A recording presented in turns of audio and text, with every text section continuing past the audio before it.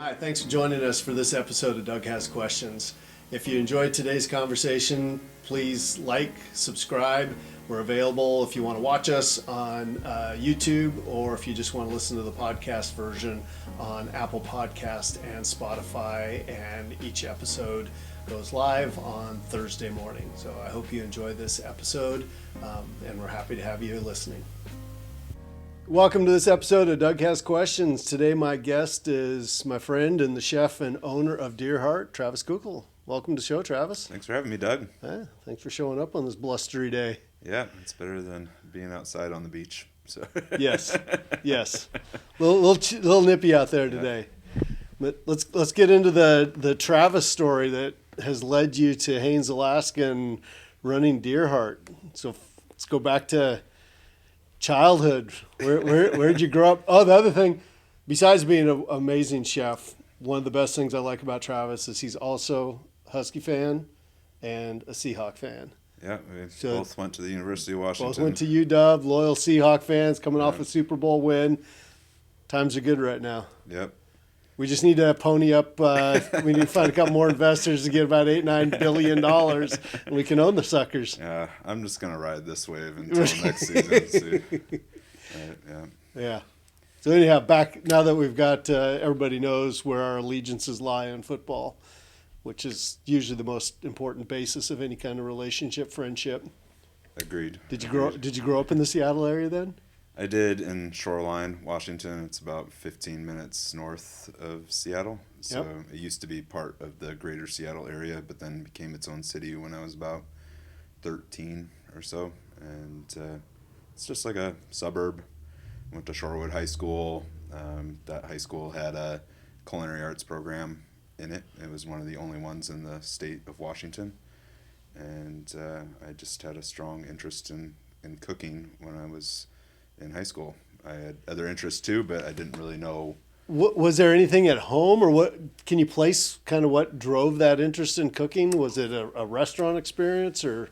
My brother and sister and I spent a lot of time cooking together. My parents both worked, so they weren't always home. But even growing up, my dad made sure that he made homemade bread every Sunday. So There was always really a home cooking approach to everything. I think mostly did it because they had 3 kids and not a lot of money, but those are indelible to me. Those memories of Sunday night and being in bed and that smell of bread coming out of the oven, and you just like wake up and without saying a word walk into the kitchen, and your dad cuts you a slice of bread, puts some butter on it, you sit on the stairs, eat it, and then go back to bed. Right. So those memories mean everything to me. So what did your mom and dad do?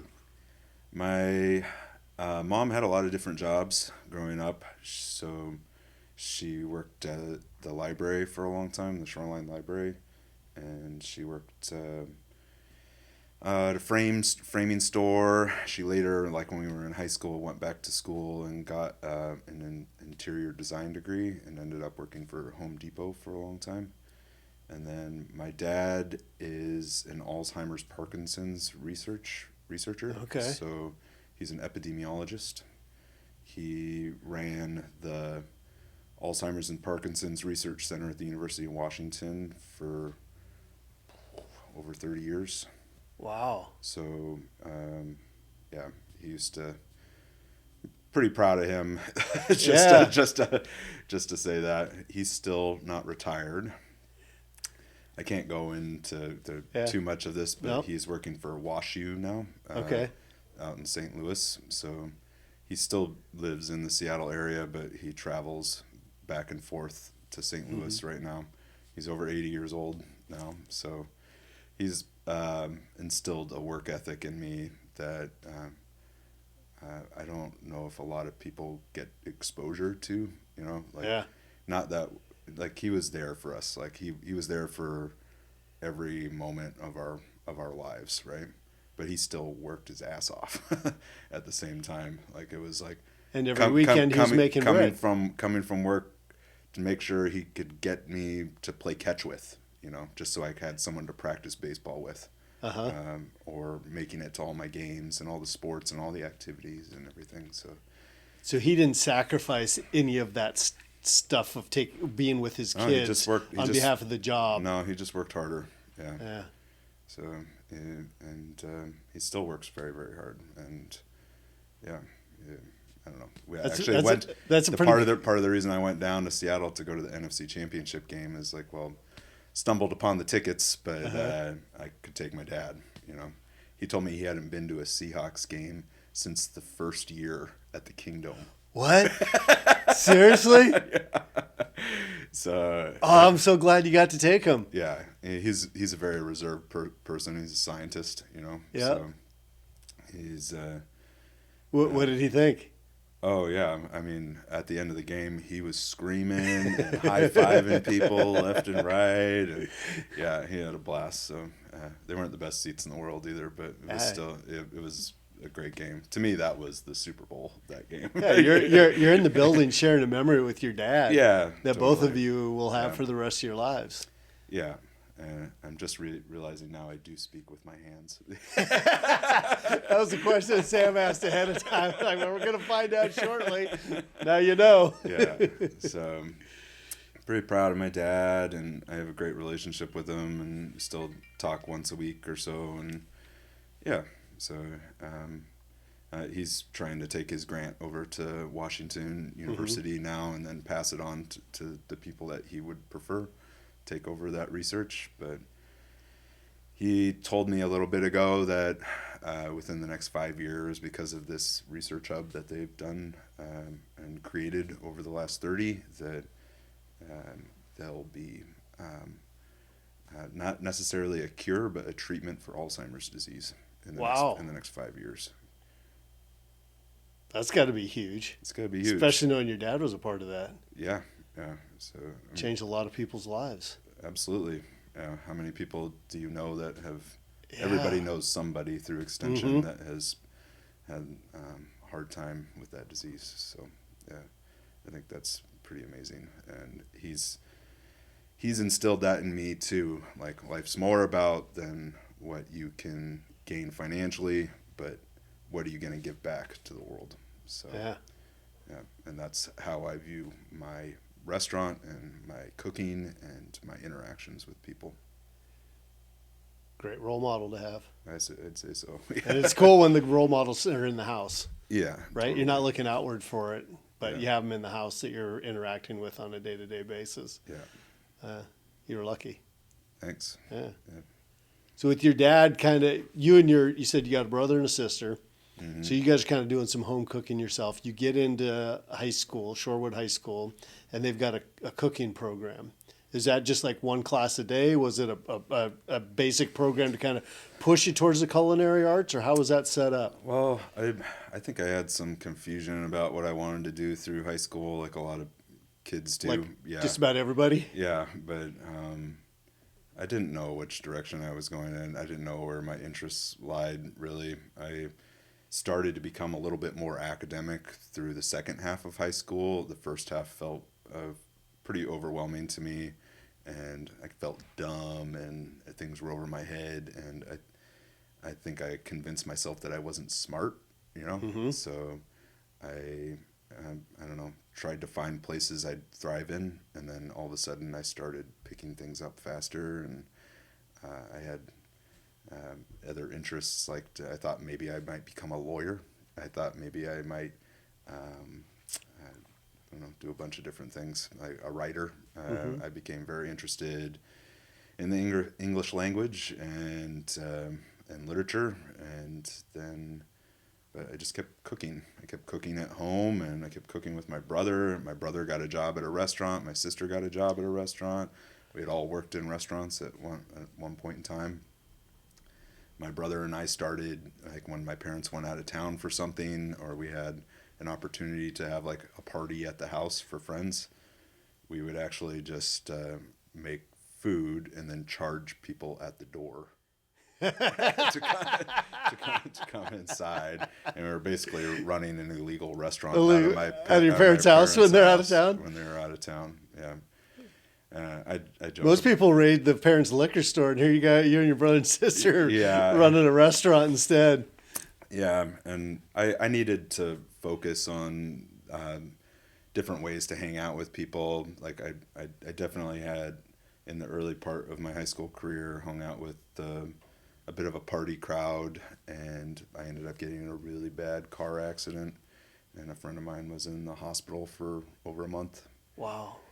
And so I cleaned up, right? And, but I still wanted to hang out with people and find a new approach to it. And so this was kind of my way of like being a part of a social engagement and still being able to concentrate on something positive throughout it all that wasn't destructive. So, yeah. That's something a lot of people are trying to figure out.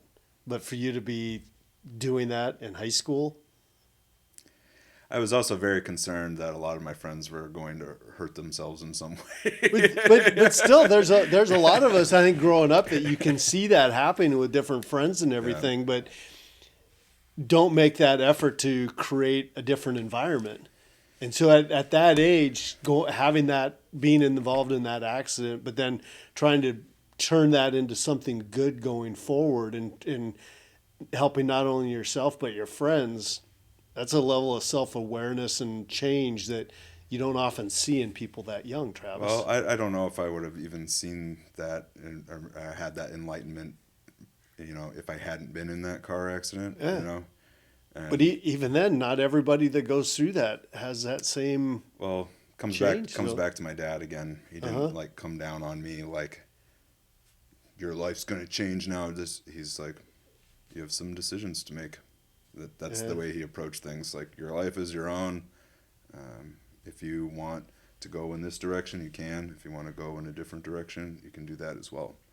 Okay. So, he used to kind of joke when I would be like, Dad, how did you respond to peer pressure? And he was like, oh, I don't have any peers. But what he meant by that is that, your life's decisions are your own. Don't fall into those things, those pressures from peers to be a certain way. Try to look for those answers with people, and make the best decisions that you can. So I didn't always make the best decisions, but that's part of it. You move on, you learn from them, and try not to beat yourself up for a decade because you did something wrong. Yeah, sometimes the only way you learn it's a bad decision is by making the decision and finding out later that wasn't the right one. Yeah, and that's life. I felt pretty comfortable with that. And any kind of self-loathing period I went through is I've left behind me a while ago. So,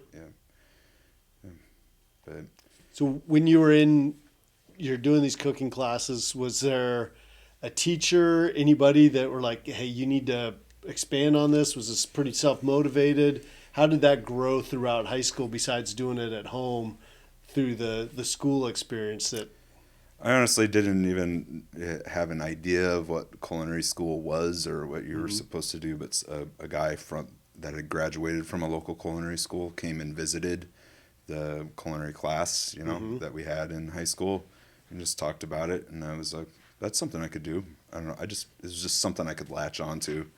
And I often joke with other cooks and people that are entering the industry that the service industry is not something you choose; it's something that chooses you, right?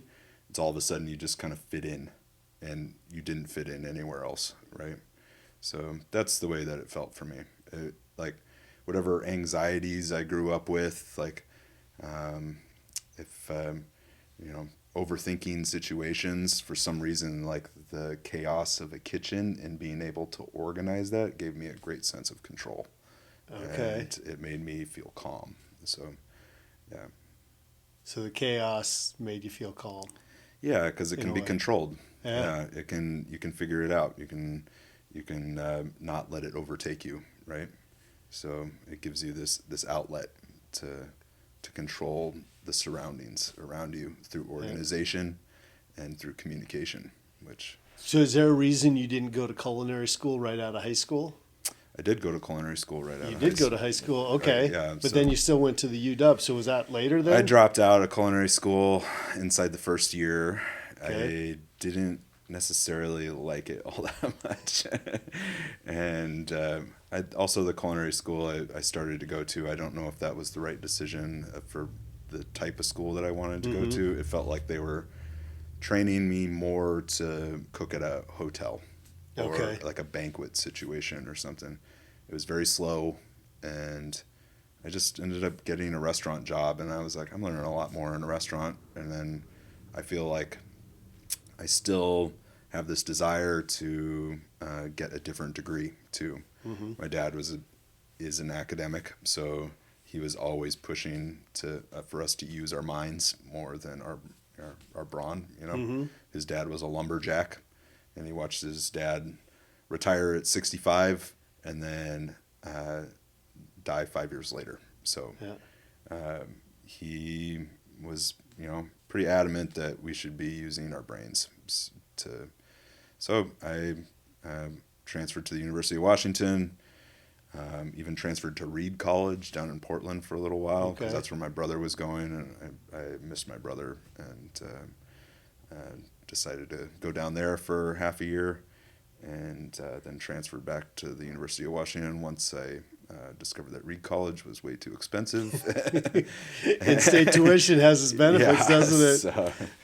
So I finished up at the UW. The time at Reed was really great though too, because the professors down there treated you like colleagues. So yeah, there was you had to show up every single day prepared, and you had to visit them in their office hours and really discuss. So I really enjoyed that part. And there was part of me after college that thought I might go on to get my PhD and just become a teacher. What were you studying? What was your undergrad?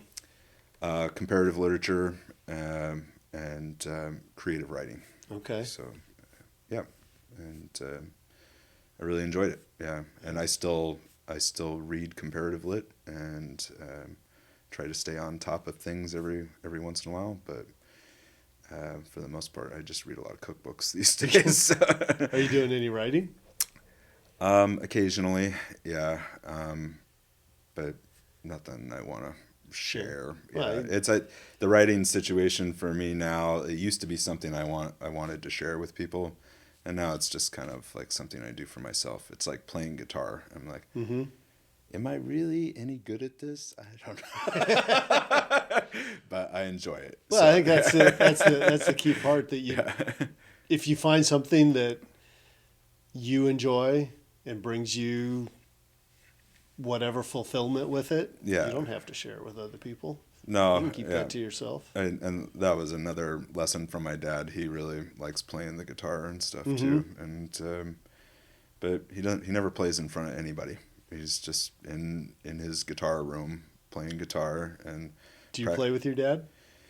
I don't. No. He doesn't. He ever offer. Not even a son, huh? No. Okay. Yeah, so, but that wasn't something I got until later. So he'd give me tips and stuff like that. But yeah, we've never played together.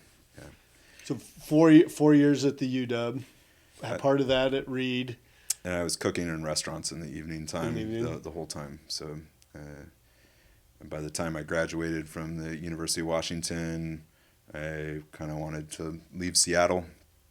And I was working as a sous chef at a place called Mona's Bistro and Lounge in Green Lake, and really, really liked it. I don't know. I just felt like that was my community, that was my friends, and I wanted to travel a little bit, so I ended up moving to Maui, and not a bad place to travel to. Yeah, and starting work at this place called Pacifico that was in Lahaina, and it was just a beautiful restaurant right on the beach and lots of fresh seafood. So it'd just be local fishermen coming in with giant ahi tuna and mahi-mahi, and the whole walk-in refrigerator is just filled with all these fresh fish, and you're just cutting big loins off of them. And yeah, it was really fun. So I enjoyed it quite a bit, and I had worked at another place called Mandalay Cafe in Seattle, so some of these like Southeast Asian flavors really were easily applied to the menu there. Mm-hmm. And I just started moving up real fast in that restaurant, and I was like doing specials, and they were like, "Whoa, like this is good." And you start to believe in yourself, when everybody around you starts saying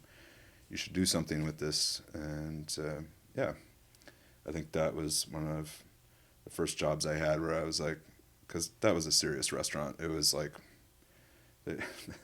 they were pulling in like $10 to $15 million a year or something. So it was busy all the time.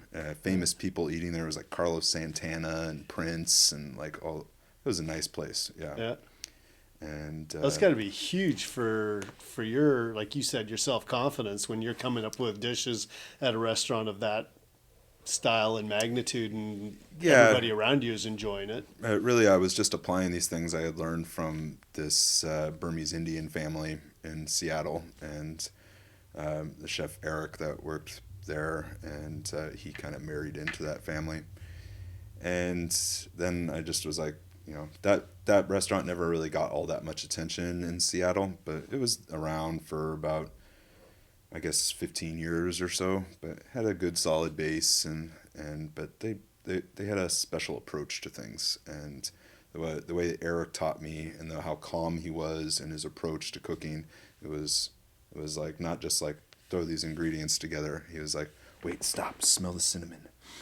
You're like embracing every single little moment that you're interacting with the food. So I kind of took that and started applying it to those things out there in Hawaii, and it went over pretty well there. And actually met a good buddy out there too, who his name's Adam. He's in New York now, but he was on an externship from the Culinary Institute of America. So, and no one wanted to deal with him or teach him. Just like he just showed up and he's like, I'm here for my externship, and they're like, give him to Travis. But we became really good buds, and we're still good buddies to say. He's visited up here a few times, and he showed up to my recent graduation out in New York too. So but yeah, all these interactions, these like connections that you make throughout the years,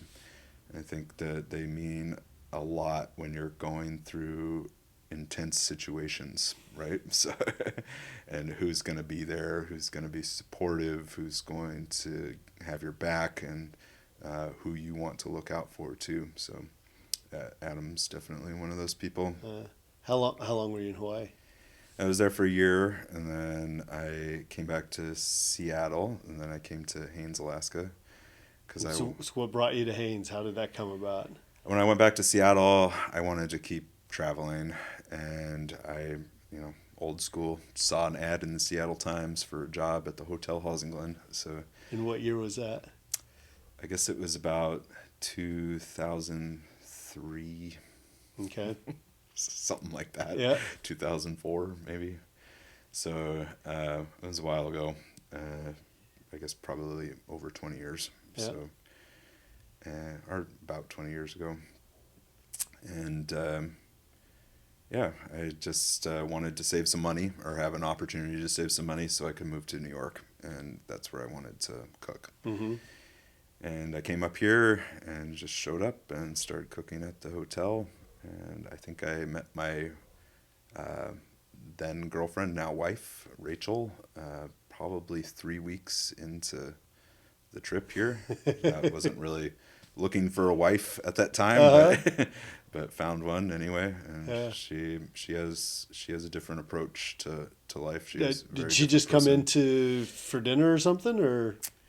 Oh no! You didn't meet her at the restaurant? You met her around town? I think Shannon or Jeff at the hotel had said, good place to get breakfast is the Mountain Market. Okay. So Rachel was working down there as a barista. She was up here visiting her great aunt, Joan Snyder, who was a Red Cross nurse and a nurse for the state of Alaska for years. So, and she retired here in Haines, and yeah, so Rachel was living with her for the summer, taking a break from nursing school herself. Uh-huh. And she had been coming up here to visit since she was 12 or 13, so she was familiar and just liked being up here. And yeah, I just started chatting with her. I've always felt, I don't know, not always felt, I guess I was probably a little scared of girls in high school and stuff, but I don't know, felt comfortable enough just going up to people and chatting with them, and she's pretty. And just wanted to say hello and asked her if she wanted to go fishing. So we did. Yeah. We went out to the river, and she caught a dolly and reeled it in, and we took it back to the hotel kitchen, and she cut it open, gutted the whole thing, and she just held its beating heart in her hand, and she's just like, cool. So, she's kind of a scientist in that way. In some ways she kind of reminds me of my dad. But yeah, and we just kept hanging out, and by the time the summer was over, she had taken off to go back to nursing school. I still had a little bit of time here, but I had saved enough money, and I moved to New York. She was in Pennsylvania, and it's about an hour and a half away, and we just kept seeing each other while I lived in New York for a year. And then I asked her if she wanted to move back to the Seattle area with me. Yeah, I thought it was time to go back. So your year in New York then, so you just had the one summer at the Halsingland, and then you're back to New York. Correct. So New York for a year. What was it like working in New York, living in New York? That's a big change. Not just from Haines, but even from Seattle to New York is a big change. It is, yeah. And you only hear things about places like that growing up, so it's hard to fully understand a city that beats like New York does. So my experience in New York was good. I struggled financially, of course.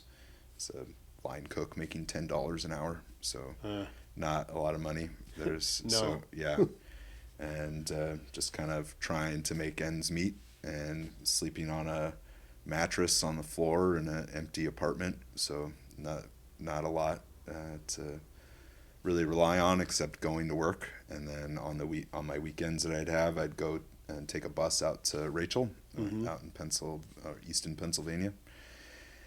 And yeah, I mean, I don't know. I took a lot from my chef out there, Josh Grinker. He was just very, very hardworking. His work ethic was insane. So, like, we had a snow day or something, and there was like 3 feet of snow outside, and I'm supposed to be there for brunch. I'm like trying to get there at like 4 a.m. or something to start prep for brunch, and he's already there. He's shoveled out all the sidewalk and getting everything set up, and he's an amazing guy. And he actually even invested in one of my restaurants in Seattle years later. Okay. Yeah, I was just telling him what I was doing, and he was just like, yeah, I'll throw some money at that. I was like, what? So, that was pretty fun. Yeah. And I'm still in decent contact with him and stuff. He actually runs he left the Stone Park Cafe, and he had even told me about this back then. He was like, what do you think about the idea of me opening a Chinese restaurant? And I was like, what do you mean? Like, you're a white Jewish guy from Brooklyn. And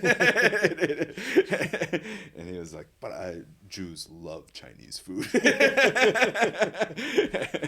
And I was like, sure. So he spent a lot of years just going to China and trying to discover the cuisine that he wanted to make. He even like rode a motorcycle across the country and was meeting soy sauce farmers and just the whole shebang. He immersed himself in it 100%. Yeah, and now he has 3 Chinese restaurants in New York called Kings County Imperial.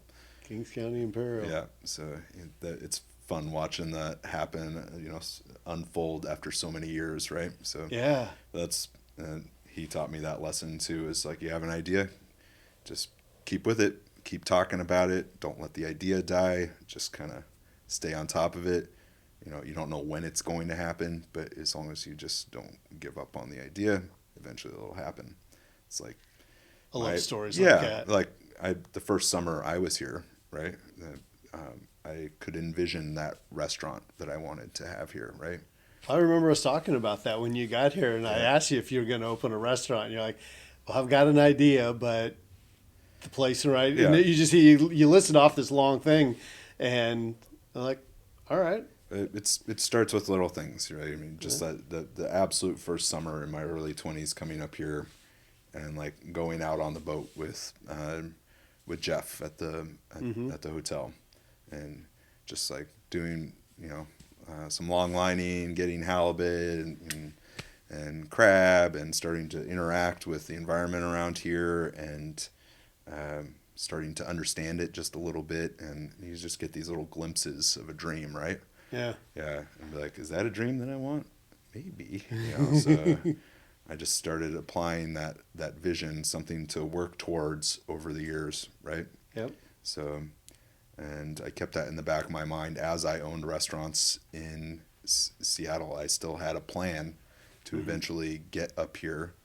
The plan didn't work out the way I thought it would, but that's the way life is, right? Yeah.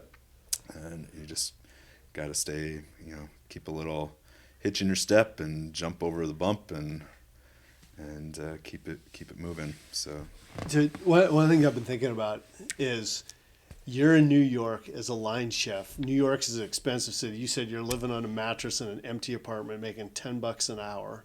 yeah. And at that time, is that still going through your head? I'm going to open my own restaurant? 100%. 100%. Yeah, I never gave up on that. I always thought I was a good teacher, right? Mm-hmm. I always thought that my interaction and my approach in a restaurant with staff, and maybe I'm not like the most talented cook that knows the most about every cuisine there is in the world, but holy crap, I can pick out that talent, right? Like I notice that, and I can see how to nurture that. So, and that's what I really enjoy about being a chef and owning a restaurant, is like giving people an opportunity to see that glow inside themselves, right? That it's like that first time I was out in Hawaii and people started to believe in me, right? Yeah. There's nothing more motivating than noticing people starting to believe in you. So I enjoy doing that for people, I think I'm a pretty okay cook at this point in my career, but I like to see how that can blossom for other people as well. So, and I just think that how long does it take you from going from a line cook to the next? Where is it that you're making a decent wage at one of these big restaurants? Well, I think that's a misconception too. There are opportunities to make a lot of money. If you want to. It kind of depends on where you're working. Mm-hmm. I'd say my buddy Adam, who I talked about earlier, he works for a private club in New York City now, and he's probably making $300,000 a year as a chef. That's, Rachel actually told me not to talk any money on this show. Sorry, Rachel. But it's somebody else's money. Else's money. I'm not going to tell you about my money, but that becomes an issue sometimes, right? You need a lot of support in your life. Well, and the reason I'm asking that is over the last several years since COVID, that's kind of been front and center with a lot of these cities and the service industry, restaurant industry, trying to maintain staff going forward, rising prices in restaurants, extra gratuities and extra surcharges and stuff on there. And so you're seeing a lot of restaurants shut down because they haven't been able to be profitable. And so just trying to, whoever's listening to this, give them a better awareness kind of on the inside of that, how some of these are working. Yeah, everything you said is correct. I think there was a article in the New York Times this last year about just the costing for a restaurant and what it is these days, and the price increases that you're seeing with restaurants. And people haven't wanted to pay more for food when they go out to eat. That has been a real issue. Yeah. At the same time, like the restaurant that was in this article, their rent for a 60-seat restaurant, maybe it was like a little under that, was $20,000 a month. Totally. So what are you supposed to do? What are you supposed to do with that? You know, Well, and besides that, cities aren't protecting any of these amenities, right? Amenities that make up a culture of a city. Like, this is where people are showcasing who they are, defining a city's culture, right? And creating excitement to live there. That is what restaurants do. And if you take all of that away, it becomes really bland place to live. Food is exciting. You know, going out to eat, having someone wait on you is exciting. All of that makes you feel important. And if you take that culture out of a city, there's not much there. There's not much reason to stay, right? So I think cities don't do anything to protect those people. Like historical landmarks, right? Like, these things should exist. There should be a cap on this rent. There should be, you know, some kind of alleviation from just basic bills. Like, I was spending just on composting garbage at my last restaurant $2,000 a month. Composting, $2,000 a month. Rent $10,000 a month. You know, like, it's my every payroll $50,000. Yeah. So I mean, there wasn't anything left over for me or anything, and it was rough. Yeah, it was really rough, and I could see it coming. I was like, this is only gonna get worse, right? Yeah. So it really did motivate me to take a step back from it, right? I just was like, I've always been able to see those breaking points and be like, nope, there's no, you can't fight this. This is a monster that is out of my control, Yeah. right? So that last restaurant I owned in Seattle, I just stepped back. I was like, okay. I told my business partner, I was like, I'm not in this kitchen anymore.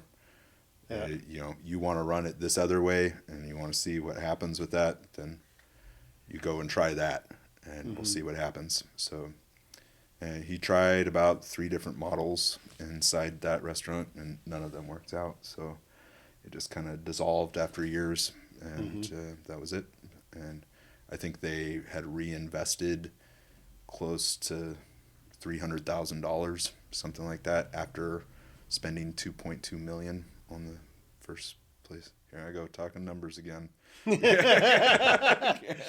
So when Rachel hears this, you're going to be in so much trouble. That's a ton of money, right? Yeah. Like, for something to just dissolve into nothing, right? So and I think that's when people haven't been involved with a business on putting their own money into starting it up and seeing all behind the scenes. Yeah. They think that somebody that has a business is just, oh, you got a ton of money, you got this. But not knowing the debt load on a lot of startups and how much it costs, and the $50,000 for your payroll, you know, your $2,000 for composting, and then factoring that into how many meals you need to serve, and then you've got the cost of, you didn't talk about your cost of electricity, cost of your food, there's so many costs going into that, and when you look at your margin on that at the end, off of all of those expenses, a lot of times there's not a whole lot left. There isn't, yeah. So, and, you know, I think after, you know, some time at that second restaurant, at least at the first restaurant, we were small, the rent wasn't that bad, and I could pay myself something, right? But how long can you really survive without a paycheck living in a city? Like, it's an expensive place to live, so I had to figure out something else to do. So I was like, at that time, it was like, you know, coming up on the summertime again, and I decided to take a step back after coming up here and catering the Beer Fest dinner. Okay. And Shannon and Jeff asked me if I wanted to come back and work at the hotel again for summer. And it sounded really nice. Yeah. And like I needed time to think. So I went back home and told my business partner and came back up here. And yeah. What year was that?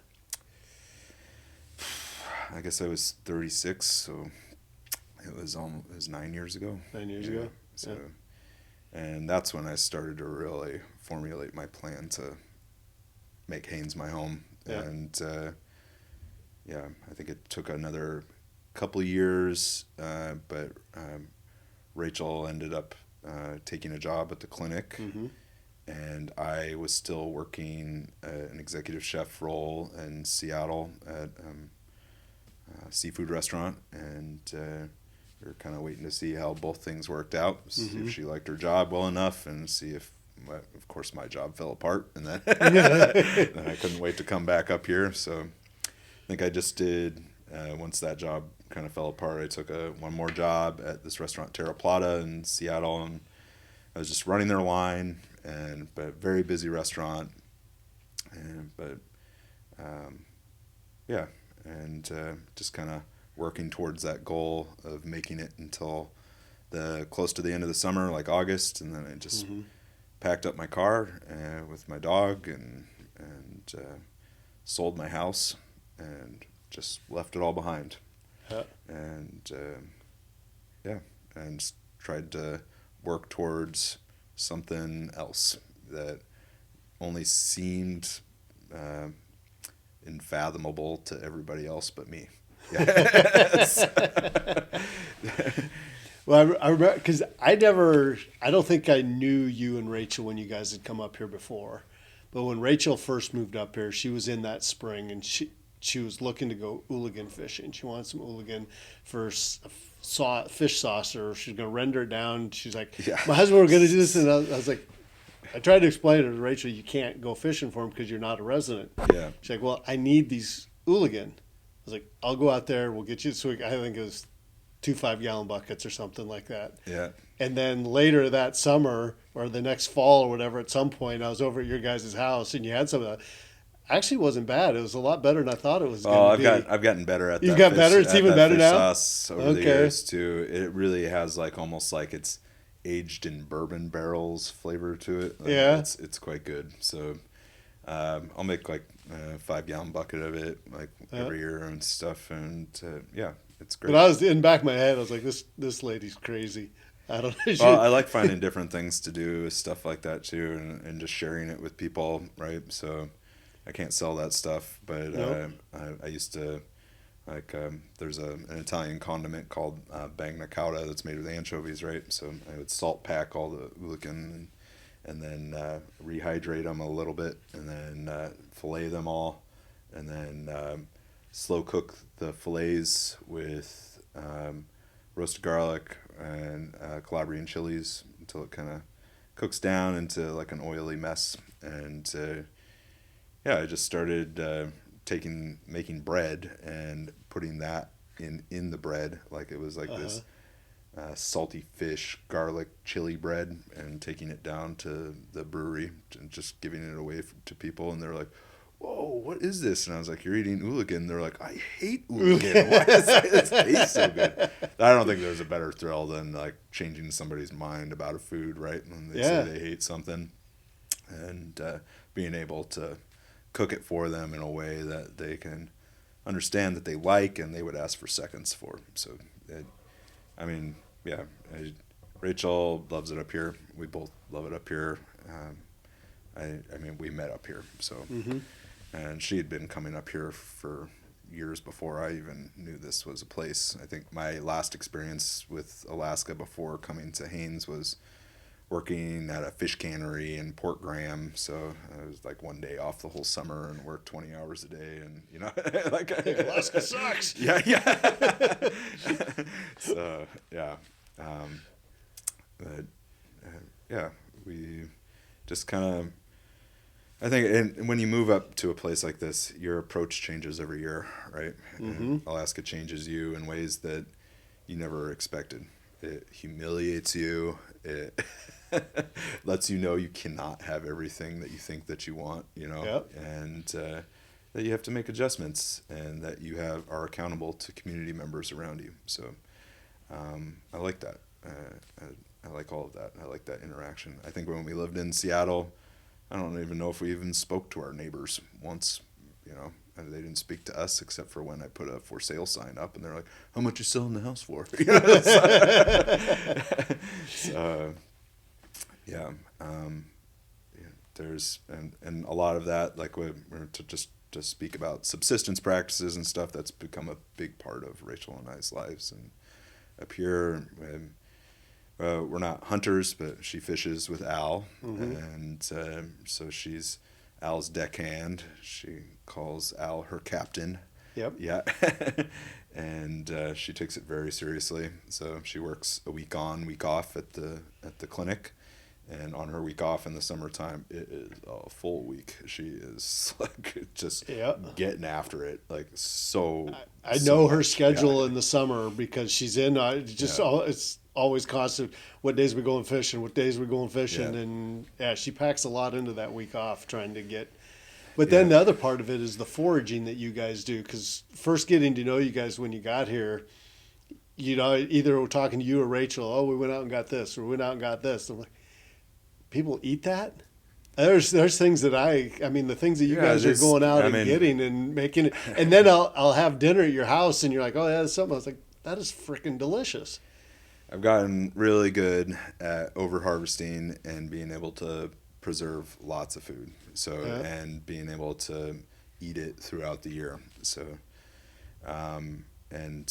mushroom foraging was kind of my thing that I also kind of shared with Rachel, and so it's a pastime that we do together. We love going into the woods and going mushroom foraging, and you can get stuck out there. You can just be like, the whole day goes by and the sun's going down and you're just like loading up as much as you can possibly carry, filling your backpack and trying to get as much as possible.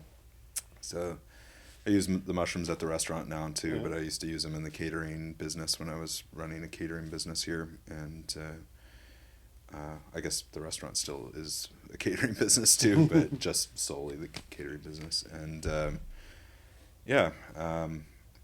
these are traditional foods that are abundant here, and to utilize them makes a statement about interaction with where food comes from in our community. So I think too often, and I know you're a grocery store owner, but we think that food is just, it shows up at the grocery store, right? And then we don't think about where it started. But I would say in the peak of summertime, with our garden going and foraging and fishing, I think we're probably eating somewhere close to like 85% local foods here throughout the summer, which is entirely possible. And, I think it can be possible for more people. There are certain things getting in the way of that, like cold storage and, processing facilities and stuff like that. But it could get expanded a little bit more here for people, I think. And I want to encourage people to go do stuff like that. So if someone wants to go out mushroom foraging and they ask me, I take them. They may only do it that one time, right? Or they might just start making it a regular practice. So kind of depends how much you like mushrooms, I guess. But I like them quite a bit. And what you were talking about though, with trying to understanding where the food comes from. That was something that my dad was very intentional when we were kids. We were going out fishing. He was harvesting mousse in the fall. We had a garden. We had chickens that we were raising, and having that knowledge of where it comes from, how you grow it, that it's not just something you pick up off the shelf. I think for both him and my mom, that was something really important to teach us at that level. Well, yeah, I mean, if you think about the time when the barge started showing up and started dropping things off, right? That was a severance, right? It just kind of stopped. Yep. And all of a sudden, all these people were like, oh, I guess I don't have to do this anymore, right? Maybe some people made that conscious decision to interact with the food system around them still. And I think there's still quite a few people that do that around here. But if you solely rely on just going to the grocery store for your food, it's going to be, might not be cost effective. Yeah. There's little things that you have to supplement with here in order. Like I could get, like, I'm not making a ton of money as a restaurant owner right now, but I know I have food and I know where to get it, and I know where to get it for free, and I know I'm never going to starve. So because of that knowledge that I have. So and I thought about that pretty heavily as soon as I could up here, and how I was formulating my catering business and my restaurant and my approach to that.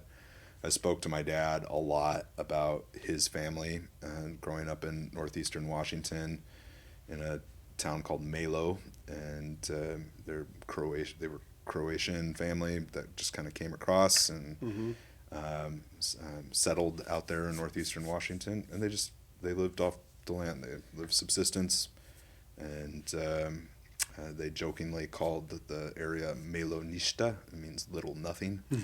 But that's what they did for every day of their lives. Is they worked the land in order to live, right?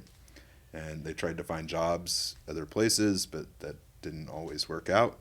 And they made it through the Great Depression. They made it through the Spanish flu because of their isolation and where they were located, and that they had the knowledge to be able to feed themselves. Yeah.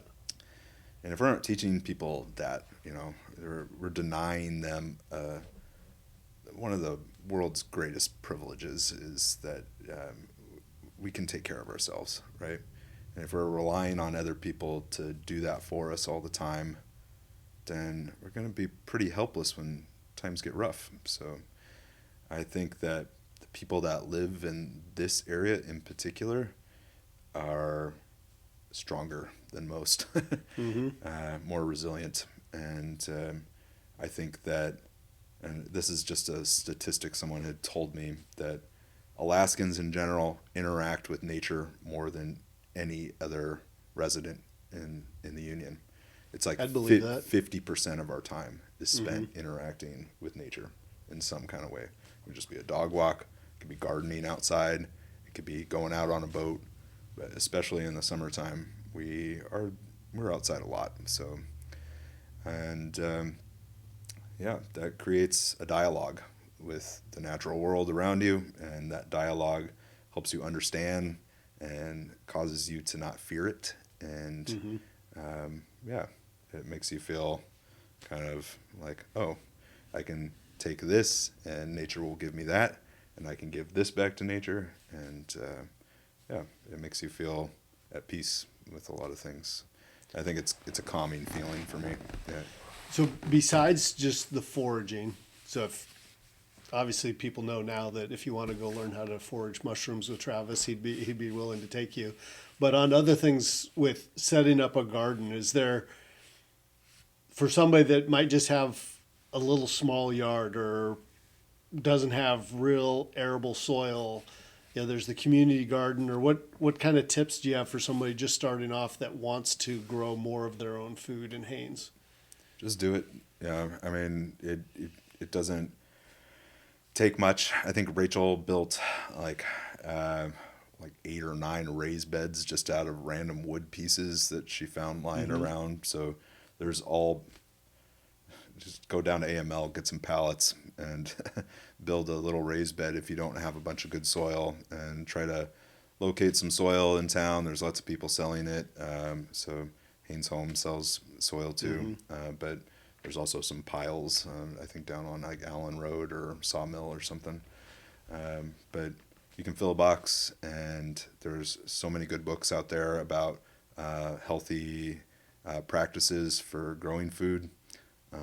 There's one I recently read called What Your Food Ate that talks a lot about like some more, say, practices before the barge started coming up here, less industrial type practices that can be applied really well to this area. So We don't face a lot of the same threats as people down south do as far as gardening goes. We don't have a lot of pests, but occasionally we do. But a lot of that has to do with our long winters here. So for the most part, everything that we've tried to grow here has done really well.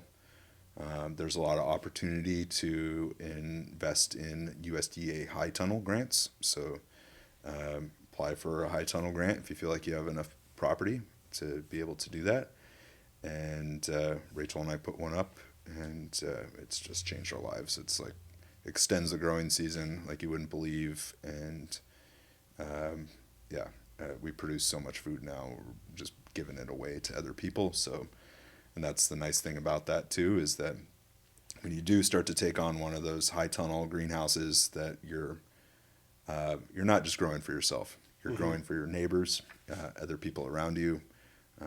If you can grow, if you have an apple tree on your property, you can invite people over to come pick apples, because you can't process all those apples by yourself, or all those cherries, right? So it creates opportunity for other people to find a leverage point in their lives where they can just be like, oh, this is a interesting fulcrum where I can take in this stuff and be able to spend less. And I can't necessarily make more at my job, so how am I going to cut into this inflation, or whatever the case? If everything gets more expensive all the time, but nobody gets paid anymore, what leverage points do we have? And that's the way I think about my approach to food, is like I can even out my year just by spending the time to do subsistence stuff. So we say that in our house, subsistence comes first. So Okay. Yeah. So if I had worked 18 hours in a day, and Rachel's like, there's 65 sockeye in the fridge, I don't complain. I don't say, hey, I come home and I clean all those fish, and I chamber seal them all, split them up between, it's me, Julie, and Al. But that's our part of the reason Rachel got on that boat was that she told Al that Travis will clean all the fish. That was nice of her to volunteer you for that. But yeah, but that is one of those ways that works with divvying that up. One person's got the boat, somebody helps with gas, somebody helps clean it and packages it. It's trade. You trade the skills that you have with somebody that has a boat or has a net, whatever, and you make it work. Doesn't exist hardly anywhere these days to be able to do that, except for, I can't even imagine trying to trade skills for something else like down in Seattle. So it's always has to do with money, right? So but up here there's a different commerce, right? So what you can do for people means a lot. So, and if you show up for them, if you become reliable, then word's going to spread.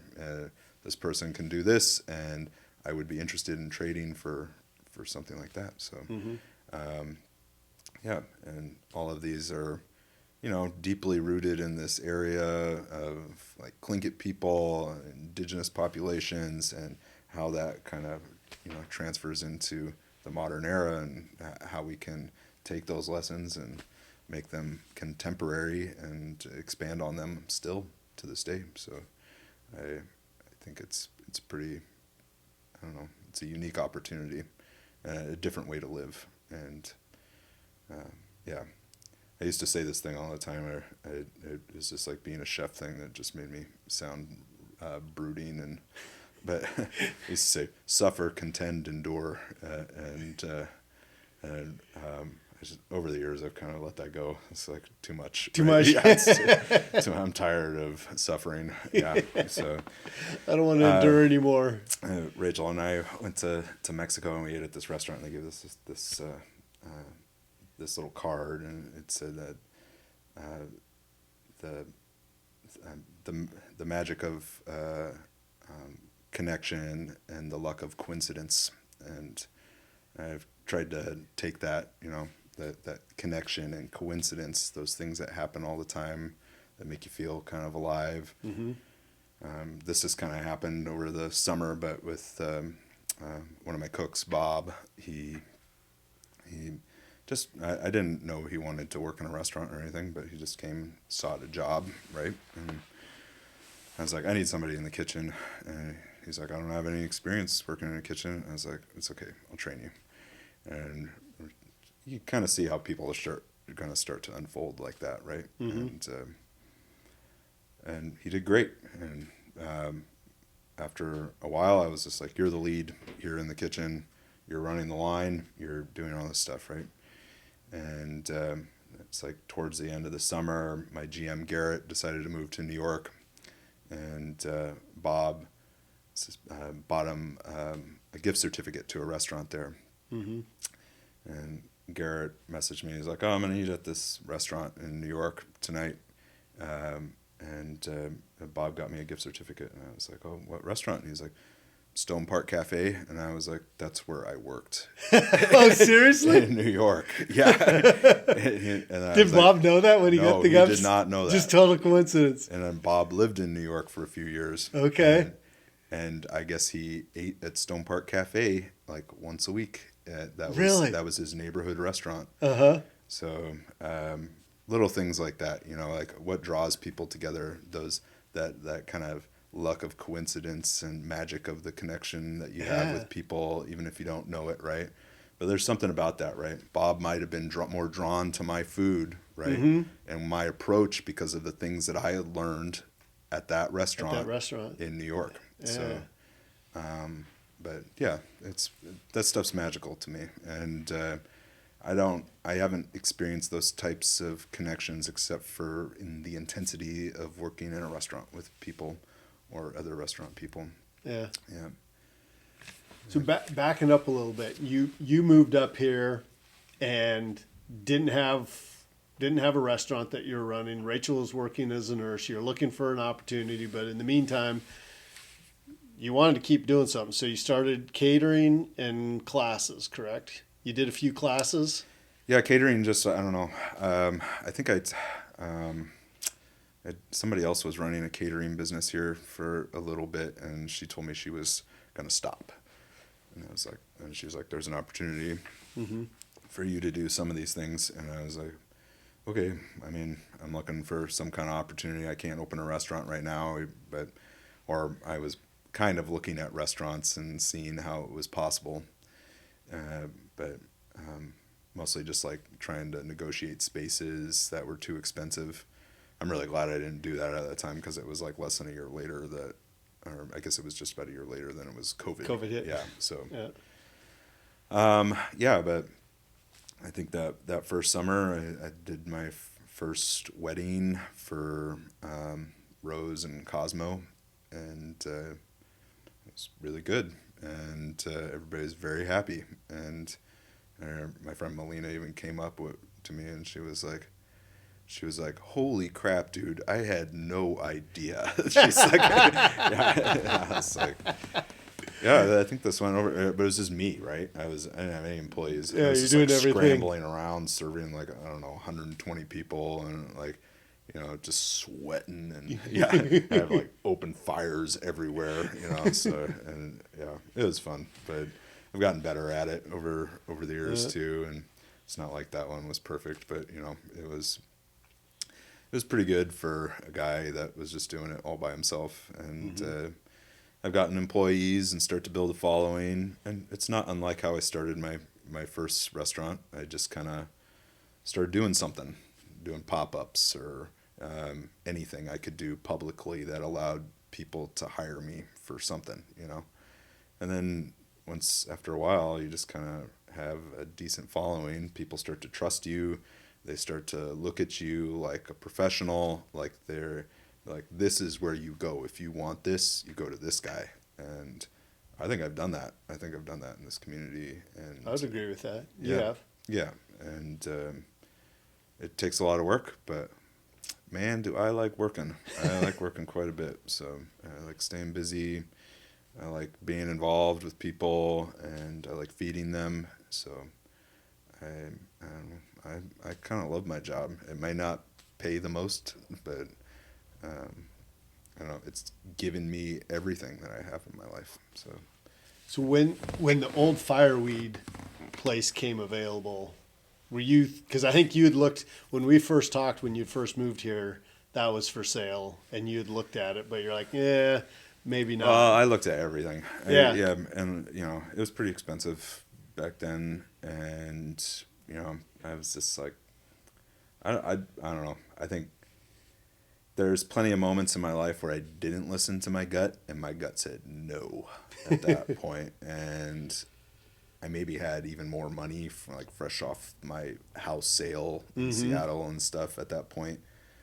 But I just decided, no, I don't need to be jumping into another restaurant right now. I don't need to. I mean, the stress that those two restaurants in Seattle that put on my family, my wife, like everything, like it just becomes all encompassing. Everything's about the restaurant every single day to everybody. Like it's all I could talk about ever.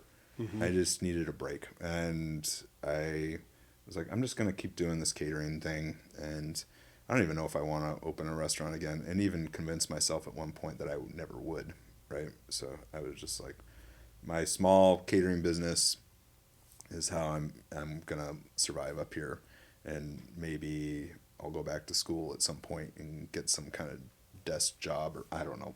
I couldn't even imagine what my other career was, but maybe there's something out there in the distance. So I just kept doing it, and before I knew it, it was, I don't know, it just kind of defined me. So, and I ended up liking it more and more and more, and especially here, and I started to formulate these ideas that I felt connected to the community, and I was cooking for people who are real people right in front of me that I interact with every single day. And it's like cooking for friends every day. So when I'm at my restaurant and people come in, it's like I get to see everybody that I know. I get to chat with them, and I mean, it could kind of be like that in restaurants in Seattle when you had regulars, right? But the next hip thing happens, and then poof, they're gone.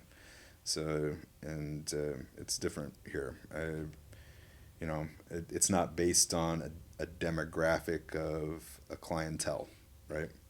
And that's in the sense where if I'm in the city, I'm going to open a restaurant in this neighborhood because these Amazon employees are there, and there's this percentage of money, and I can charge this much money to make this, That's how a lot of restaurants get opened, right? Here, it's just like, here's everybody I know, right? I know what they do for a living. I know that the price point on this stuff is going to always be in their wheelhouse. So this is going to be an approachable situation for anybody. I'm not trying to make insanely fancy food. I'm just trying to make things from scratch. That's it. That's all we're doing. We're just baking our own bread, making beans from scratch instead of from a can, right?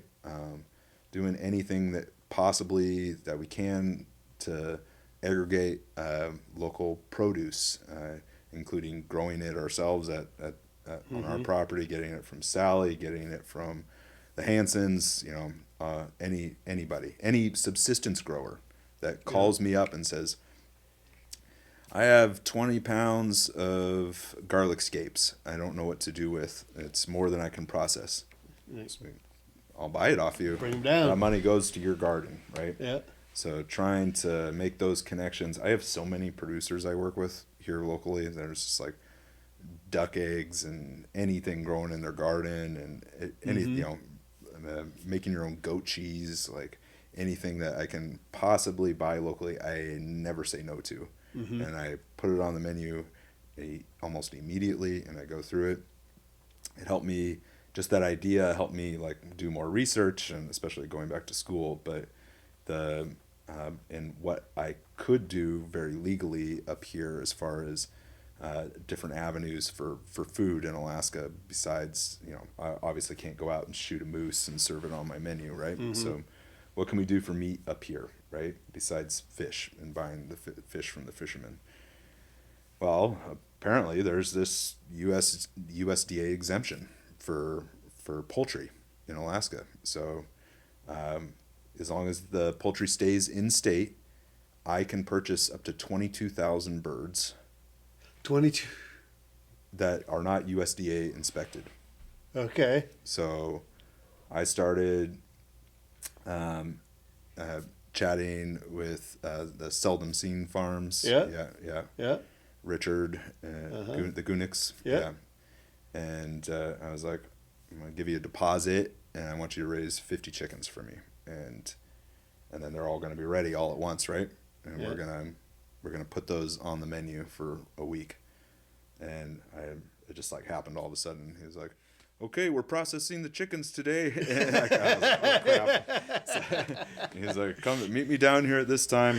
Freshly killed chickens, all cleaned, plucked, and all the livers, all the everything. Feet, everything, all separated. And go down there with a bunch of coolers, load them all up, take them down to the restaurant. Like, okay, here's the wings, all the wings, right? Here's the breast. Take all the breasts. Here's the thigh, right? Here's all the bones for stock. Here's the livers for chicken liver mousse. Here's the hearts and the gizzards for heart and gizzard confit. And you take something like that. It seems expensive at first, right? Because it's going to cost more. But as a restaurant, you can take something in like that and spread it all over the menu, right? Yeah. And then all of a sudden you're selling all of these things, and the profit margin increases quite a bit on those chickens. So, hopefully that continues again this next season. It was the impact that it had and the feedback that I got was extremely positive. And good. I went through 50 whole chickens in the span of a week. Wow. And I just called it, I made a special menu for that week and called it the Seldom Seen Farms chicken menu. Yeah. And there's just about chicken on every aspect of the menu. So, and it was super fun. But also giving a producer like that another avenue to make money, right? Like, that's the interaction that we need locally as business owners to be able to say, hey, I'm a business owner. I'm looking to do something that's more local centric, like locally focused, and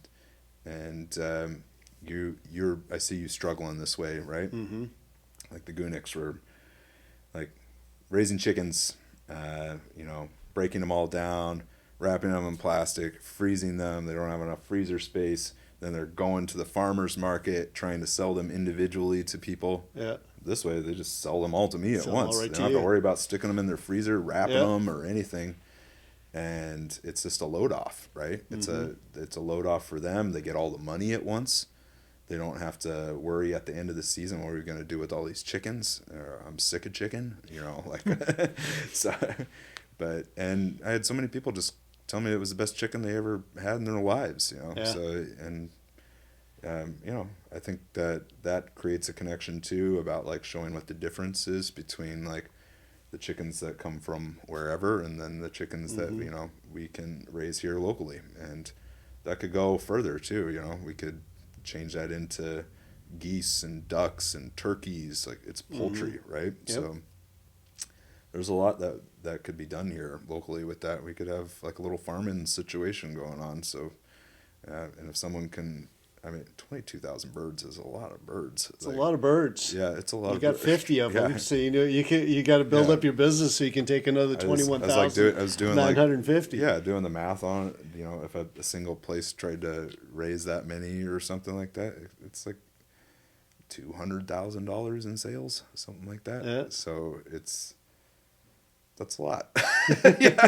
That's a business right there. That's.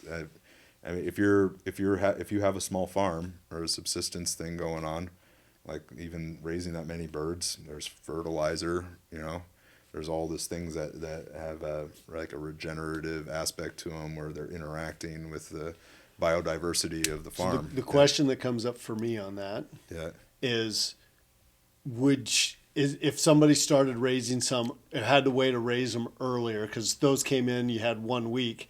If you had the capability to do that like once a month over the season you're open with, do you think you'd still have the success and be able to go through 50 a week each time? Or was it because it was kind of the first time, it was just 1 week out of the whole season, did that lead to some of the success? I don't know. But I would say that people's eating habits tend to repeat themselves quite a bit. So if there's someone that I always have the brisket when I go to your place. I love your totally. brisket every time. That's a great example. But like also, I used to work at this place, Tillicum Place Cafe in Seattle, and there's chicken set on the menu all the time. Most popular dish. Every night I'd make like 30 whole chickens, like a ridiculous amount of chicken. Yeah.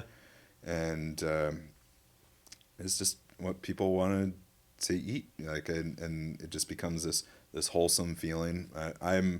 I very much encourage people to eat diversely. I think it's better for your health to eat diversely. So, and I try not to get stuck in those habits too. But yeah, I think it's chicken, right? And I think it would always sell. Yeah, if it came down to it.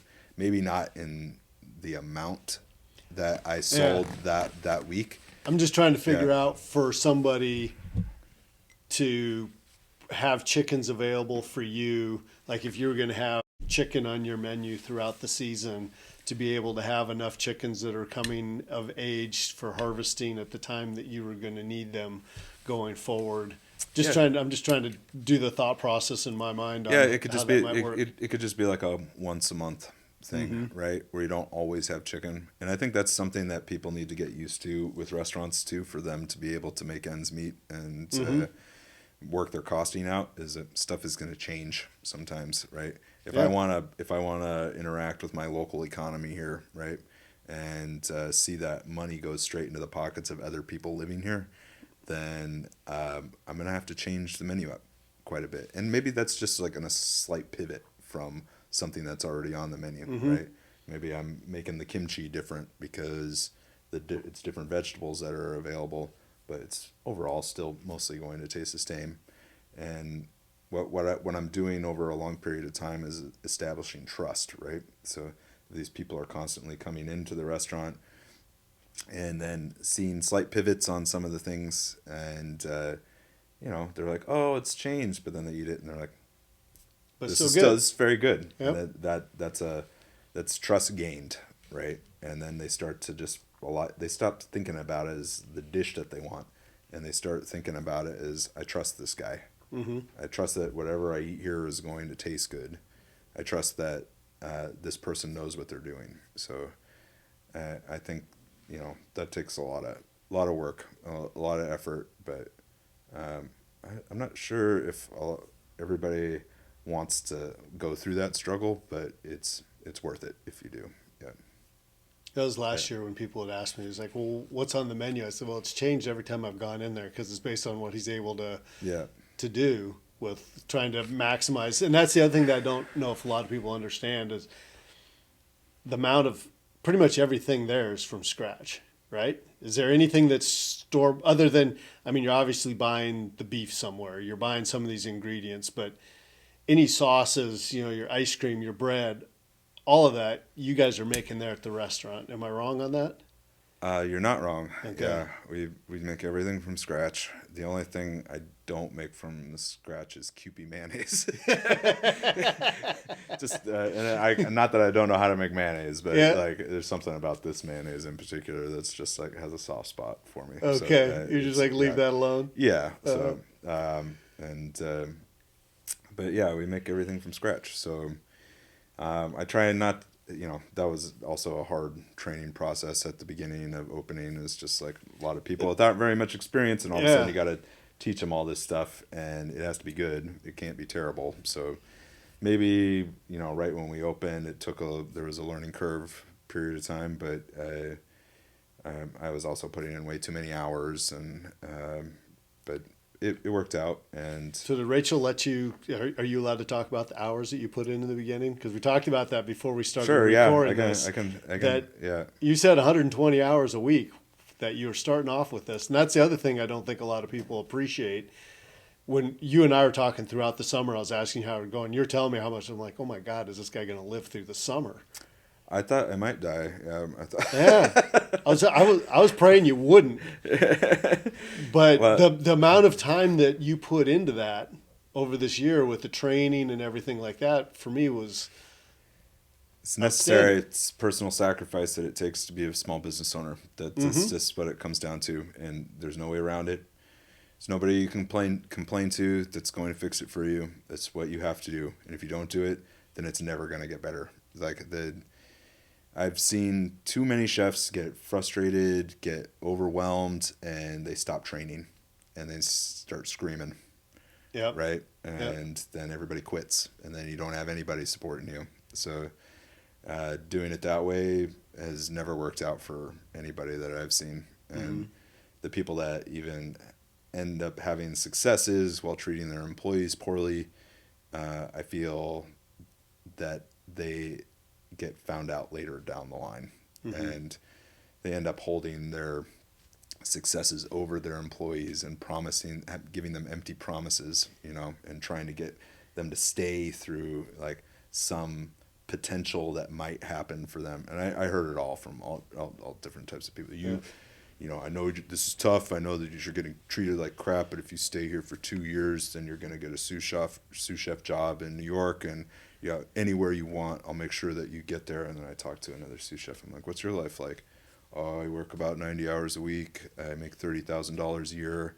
And I'm like, I don't know if I want that. So I got to go through all this crap for 2 years to get that. And that's not a whole lot better than what I'm doing now. 30,000 in New York City. God. Yeah. No, this is the greatest deal ever. So I mean, I made very conscious decisions about how I wanted to treat people, the opportunities that I wanted to give them. If anybody ever wanted to move on, I always thought about the moment when I moved on from Mandalay Cafe in Seattle, and I was very nervous, and I was telling my boss that I was going to move to Hawaii, and he was just like, "Oh, that's amazing for you," and he's like supportive, like lifting you up, like But even though I didn't even want to leave that restaurant, like I just was, I don't know what I was just like, trying to extend my reach, a little bit, and get more experiences. So, but so I've always wanted people to feel like that. Like, if you come work for me, and I'm not going to make you stay here. You stay here if you want to stay here.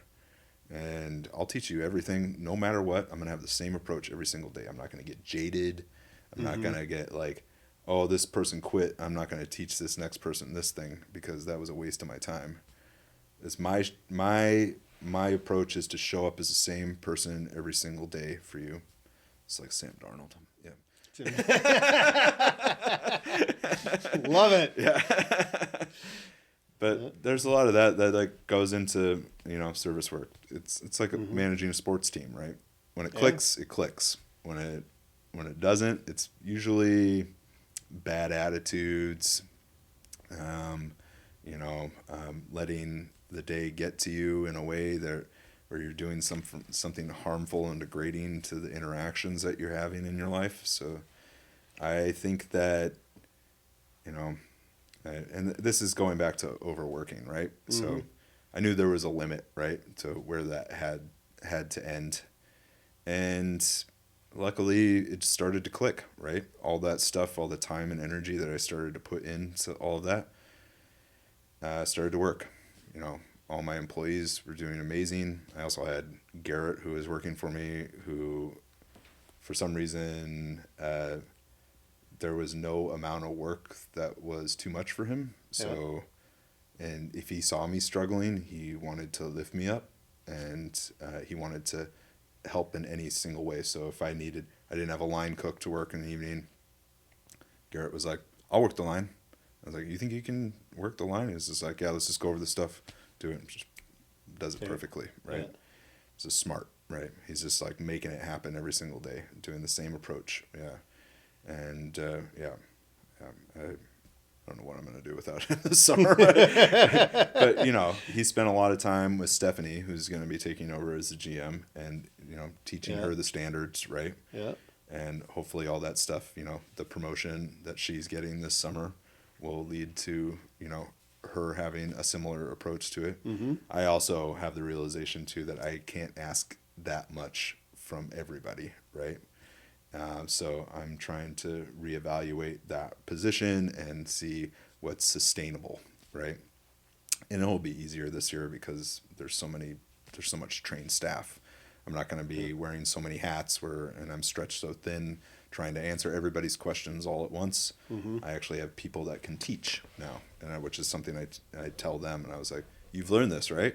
Mm-hmm. Well, here's this employee. If they want to learn that too, go teach it to them. Go teach it. Yeah. So, and because that's the thing that can really stretch you thin is if you're the one that everybody's looking the answers for, then it means you didn't communicate the answers very well to the other people around you. So, and it got a little bit better as the summer went on. I did a wedding for Rebecca and Beardsley out in Skagway. Yeah. And of course, there's 50,000 tourists there or whatever, and one of them coughs in my face and gives me the flu. So I think that was kind of a breaking point in the summer when I came back and I had the flu, and I was like, I can't go into work, and like Garrett's trying to do everything for me, and I was I thought I was still like struggling with the beer and wine license, trying to get that all transferred over, and there was that one point where I think I was kind of going around and saying to people, this isn't going to work. I wouldn't say it to my employees because I didn't want them to panic. Get your meals now if you like this food. I was doing another wedding, and I think Greg Schlachter came up to me and said something, and he was like, how's it going? And I was just like, not good. But it might be a one summer type of thing. But once the license got transferred over and everything started to flow really nice there. Mm-hmm. So, and I don't think there's a better feeling in the world than like envisioning something, right? Putting in the work to make that vision come true. And then there's this one moment, right? When you see it all kind of functioning at a high level, everything kind of slows down and you're like, oh my God.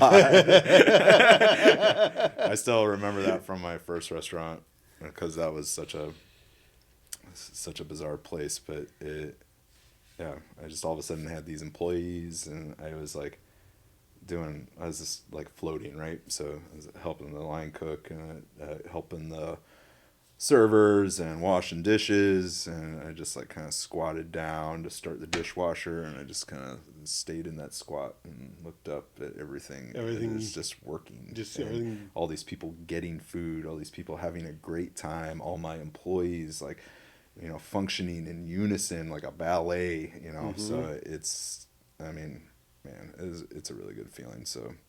And it's super addictive too. So it's like those moments where it makes you feel powerful. It makes you feel like you can accomplish things that I don't know, that are just ideas, right? So, and I'm not trying to save the world or anything. I just want to feed people and give them gathering spaces. But for a lot of people, that means the world to them. So, and I think that's what I have to offer. That's my purpose, and that's what I want to give my community. And I want it to mean more than just being a business that's open and operating and trying to establish a retirement fund for me or whatever. I want it to impact people's lives, let them see their own power inside those situations, give them the opportunity to speak to somebody else that they sat down for dinner with and share something that creates a connection, creates that magic. That's what I like the most about being alive is my interactions with other people and how I can expand on that and help them or they help me. And there's a lot that can be grown from that. So it's, yeah. I think when you're getting into a business and you're having that attitude first, a lot of people go into it with the profit as their main objective. Anytime you're putting the money first, Yeah. I mean, you're more likely to fail than if you're putting the people and the ideas behind it. That's going to come out, and if you do that aspect well, the profits will follow off of that. you have to create an environment for people that is going, it's going to be beneficial for them. You can't, it's hard enough trying to convince people to do this job these days, right? Especially in a small neighborhood restaurant way up here, you know? Yep. So, but I tried to hire locally grown people, right? Because I saw, you know, other places ship people in every single year, and what they struggled with was that it's new people.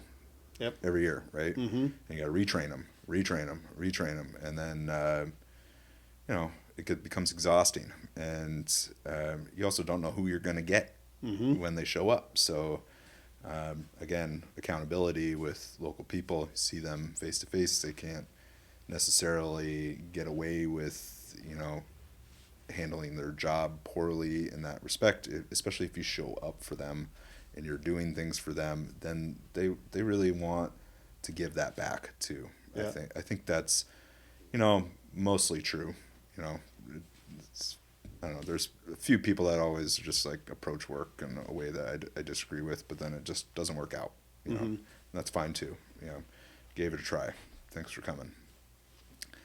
But yeah, I mean, I don't know. I'm kind of trailing off right now. No, it is. It's that idea of the atmosphere that you're creating for your employees is going to blend into what the customer experience. If you've got employees that love their job, love being there, they know they're treated well, they know they're making a good meal.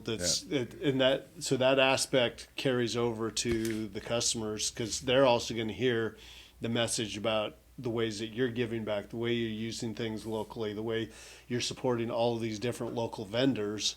And each one of those local vendors that you're dealing with, that's going to give them more of a reason to go and tell their friends to come and eat at your restaurant. It all works. In a small town, you've got to build those relationships or it's not going to work. It's good outreach too. And, you know, that, like you said, like, there might be some people unsure about whether they would like to come and eat at my restaurant, right? But then they hear like, oh, their friend, the friends, the Guniks, right, are putting chickens on their menu, and I want to go support those people, so I'll go try this out. And yeah, it creates a whole new customer base, and that's the whole point. I just want people to feel comfortable with me and my space and stuff, and I know it's different. I know that it's unlike any restaurant that has existed here, but I think once people come in and sit down, there's not going to be much they can argue with about like tasty food. Right. I think it's all good. So, and I'll make sure that you have a good night and that there's something on the menu for everybody. So, I think like there's a younger version of myself too. Like part of the reason like this happened when it was supposed to happen, right? Yeah. Some maturing that I needed to do, right? Maybe some decisions I had made as a younger person about hardlining like what I wanted to do to be innovative and to be on the cutting edge, and how that never would have flown up here like in 100 years. Like, and if you're not working for the support of your community, what are you working for? Like, it just doesn't make any sense to me. Of course, as this person now, but this person back here, you know, like, I don't know. So I needed to grow up quite a bit and see some hard truths in my life, and go through some failures, but it's all good. It all leads you to the spot that you're supposed to be in. Yeah. We all go through those. It just depends on whether we want to take the lessons that are offered to us to heart or not, or if we want to kind of, because there's a lot of stubborn people out there that keep trying to do the same thing over and over, even though it's not working. It's an opportunity. It's an opportunity to grow. Yeah, to grow and change your approach, and it's easier than you think too. Yeah. It could just be like a word or a sentence that you tell yourself every day. I mean, this sounds so dumb, but if you're just saying something like, "Today's going to be terrible," right? If you come up with that approach in your head, which is, I used to do this thing in the morning where I make myself over easy eggs, and if the yolk broke, I would be like, today's going to be terrible. I actually told my sister that, and she was like, I do the same thing. The day is ruined. Might as well go back to bed. Just, and I don't do that every day. I eat eggs in the morning anymore. Yeah. I just have yogurt and granola instead, so I don't have to do that. But so all your days are better now. Yeah. You just gotta just changing the dialogue with yourself a little bit, and see if that impacts your day any differently. Speaking of that, I just finished reading a book a couple weeks ago. I actually picked it up when I was back at Vortex. Around the facility, they have these small bookcases, and they've got several titles each book. And one of the guys was like, "What's the deal with these bookcases?" Yeah. He goes, "Well, the leadership, they want the employees to know that if you want to know what leadership is thinking, these are the books they're reading. So if you want to take some of the books, have at it." Yeah. And he goes, if there's any of those that look interesting to you, there you go. Take some.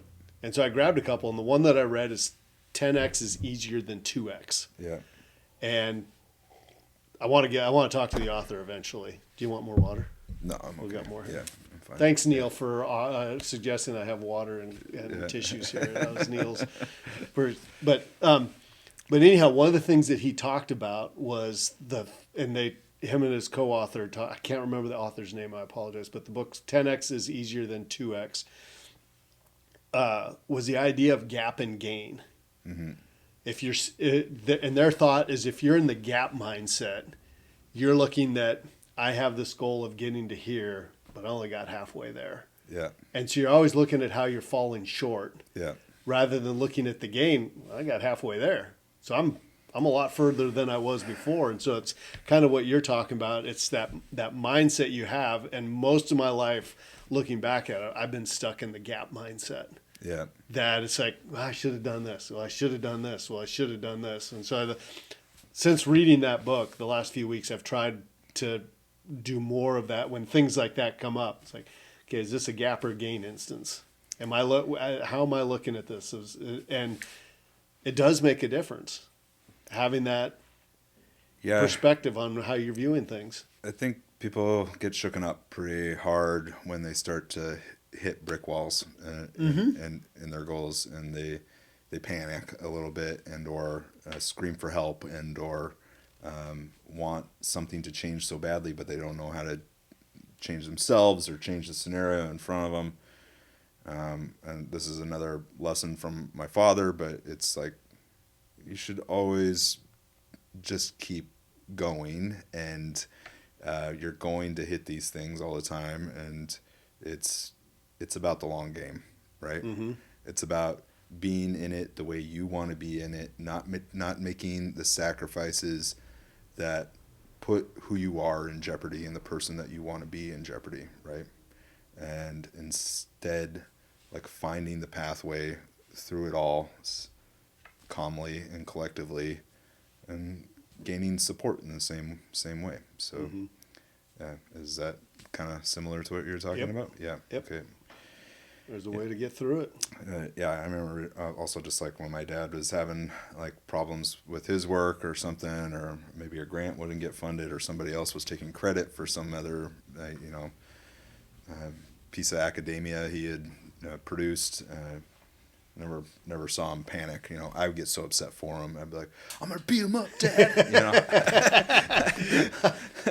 What do you want me to do? I got your back. I'm like 12. But it's just like, it'll be fine. Figure it out. So, and all of those things are opportunities for something else. I think he's shown me that, and I've had to learn a lot of those things the hard way. But I think that's how you're supposed to learn sometimes too. So, especially if you're just running into brick walls and over and over and over again, and you're not changing something. You're not At some point, you need to look to see if you Yeah. can walk around it or get a ladder to get over the top of it. You can't force life sometimes. I think that we're just watching that Alyssa Liu, the gold medalist figure skater, right? She took a step back, right? Trying to reevaluate how she wanted to be happy in her life and her approach in figure skating, and stop giving up control to other people about the direction she should head in. That resonated with me pretty heavily. I think it's going to resonate with a lot of people. You can still be a professional. You can still work hard, right? She even said, she was like, I enjoy the suffering, right? But on her terms, right? So, and that's the way that it has to be for people that want to work hard, that want to work towards a major goal that seems unfathomable to a lot of people. So you have to do it on your terms. You have to make sure that you're making the right sacrifices, that you're not sacrificing your loved ones along the process. You're not sacrificing your integrity. You're not sacrificing the person that you always knew you wanted to be, right? And you don't want that to dissolve, right? You don't want that to be something that just ends up ruining your approach and makes you an unhappy person. I mean, what's the point if we can't just find a little happiness in this world, right? May not be riches or anything like that, but I think I get a lot of happiness out of my interactions with people, and every day I wake up and happy with where I'm at and the partner I've chosen, and and the community I have. So I mean, there's a lot to be thankful for. So instead of waking up every day and thinking about all the things I deserve or I'm entitled to or anything like that, just know that whatever doesn't work out, I've achieved enough, and I also am very happy with what I currently have. Yeah, and I think that Alyssa Liu said something like that too. Yeah, it's just like, showed up. I'm here at the Olympics. Why shouldn't I be happy? Yeah, and then you saw her in her freestyle skate, right? She was just like, crushed it. Yeah, crushed it. Carefree. Absolutely happy to be there. I feel that way in my restaurant. Yeah. So getting away from the restaurant a little bit, you've alluded to it a couple times. Graduation from your degree and going back to school. And so before you opened the restaurant for a while there, you were doing some other studies. What was that? Correct. Yeah. I actually ended up. So that's another thing that added on this summer, as I graduated from school in the midst of it and did my capstone or thesis, and then had to go back to New York and present it. And I graduated from the Culinary Institute of America with a master's degree in sustainable food systems. And as something my dad kept pushing for me to do is go back to school. I didn't quite know what I wanted to do. I thought about completely changing my career, like becoming a therapist. It's like, maybe I can do that and then be able to help people through difficult times. It felt like a strong suit for me. So, but I saw this program, I did some research on it, and the application of where I'm at and what it could do for me here, it really just changed my world. And I all of a sudden could see, like, I went into the program thinking I would get a job in food systems somewhere in Alaska, either working remotely or as some kind of catalyst or something like that, and just completely changed my career. And then a year into it, I was like, I can apply this to my business and this to my business and this to my business and this to my business. And then all of a sudden I was like, whoa, this stuff really works here. All I have to do is say it, all I have to do is make that connection with this producer, and then I can create my own food system here. Right. And there's all these opportunities here that are just going underutilized. And I don't know, it just started to click. And I think my parents came up for the Beer Fest dinner that year, and so it was, I guess, 2024, something like that. And it was just about finishing my second semester in school, and they don't come up here that often, so they got to see me kind of apply some of these things to this big dinner. And then, see how people were reacting to it. And I had owned two restaurants before that, so my dad and my mom were like, what's it going to take for you to open another restaurant? And I was like, you want me to open another restaurant? I was like, what? You saw how that went before. Yeah, I was like, I don't know. I at that point, it wasn't even something I was necessarily thinking of, but and at that dinner too, I was working with a couple employees and that were just kind of helping me with catering gigs for the summer and stuff. And it's like Matilda and Melina. And I really enjoyed that. The dynamic, something I miss quite a bit, and mentoring and learning from them as they learn from me. And I was just missing a lot of aspects of being a small business owner and having a restaurant and kind of expanding on that, and when the right time for it is. But when the right time for it is when people start to encourage you to do it. So I felt like my parents had been discouraging me from the cooking lifestyle since I was in my early 20s, right? Okay, you're going to New York, but if that doesn't work out, do anything, go to Europe and backpack. Don't do this, But, they're happy with the way things have worked out for me for the most part, except for the distance between us. But I go home quite a bit too. So anyway, but so if anybody wants to thank anybody for me opening a restaurant here in Haines, Alaska, it's your mom and dad. Yeah, my mom and dad. They funded the whole damn thing. So yeah, I had to use every cent I had too. But it's. It wouldn't have happened without them. So, and that's cool to have support like that, isn't it? Oh, it's amazing. It's cool feeling. Put me in a good position to make sure that it is successful, and minimal debt and all that kind of stuff. So, and Rachel was on board too.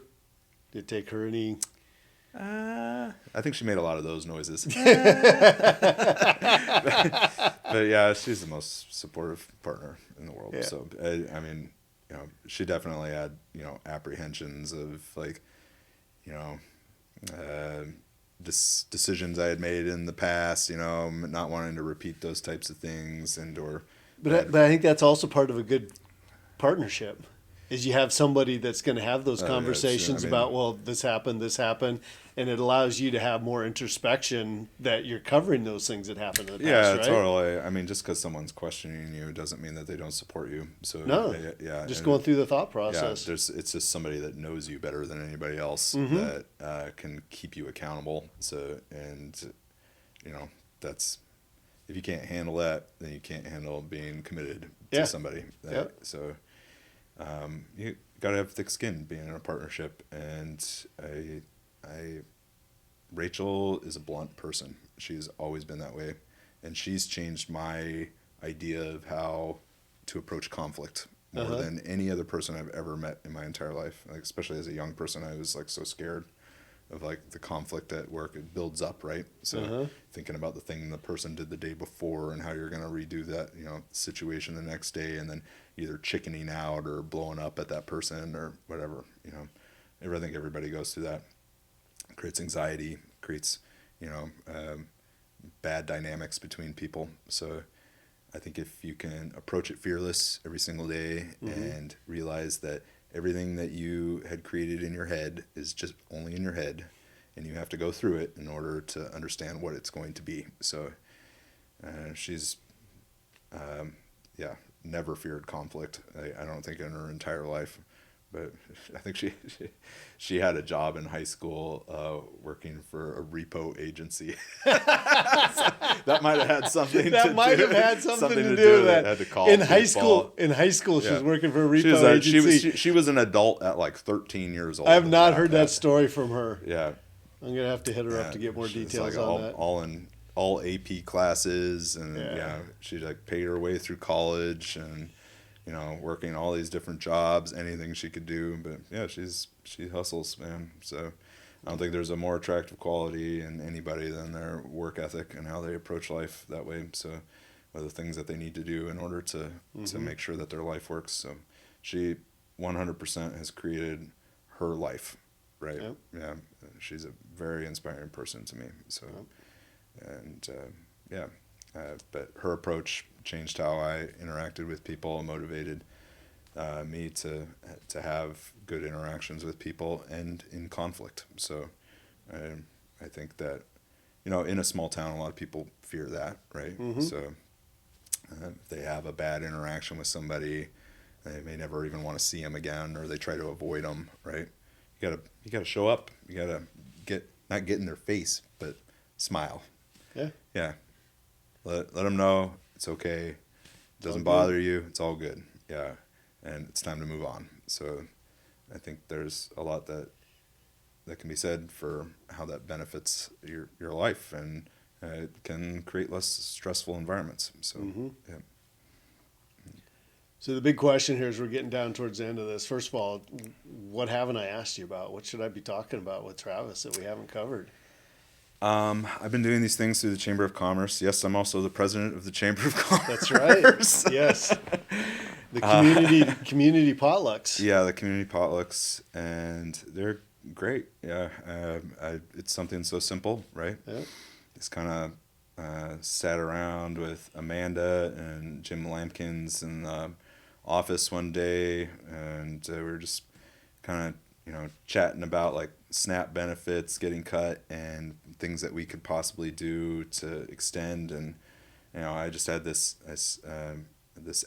idea of an ad that I saw in maybe just glimpsed at, that was in Sitka, that was like a local foods community potluck, and just something like that. And I was like, I don't know if we could necessarily make it like a theme like that, but we could just try to run a potluck and see what happens and see how that could benefit people. And I mean, we did the first one just like a couple days after that big storm.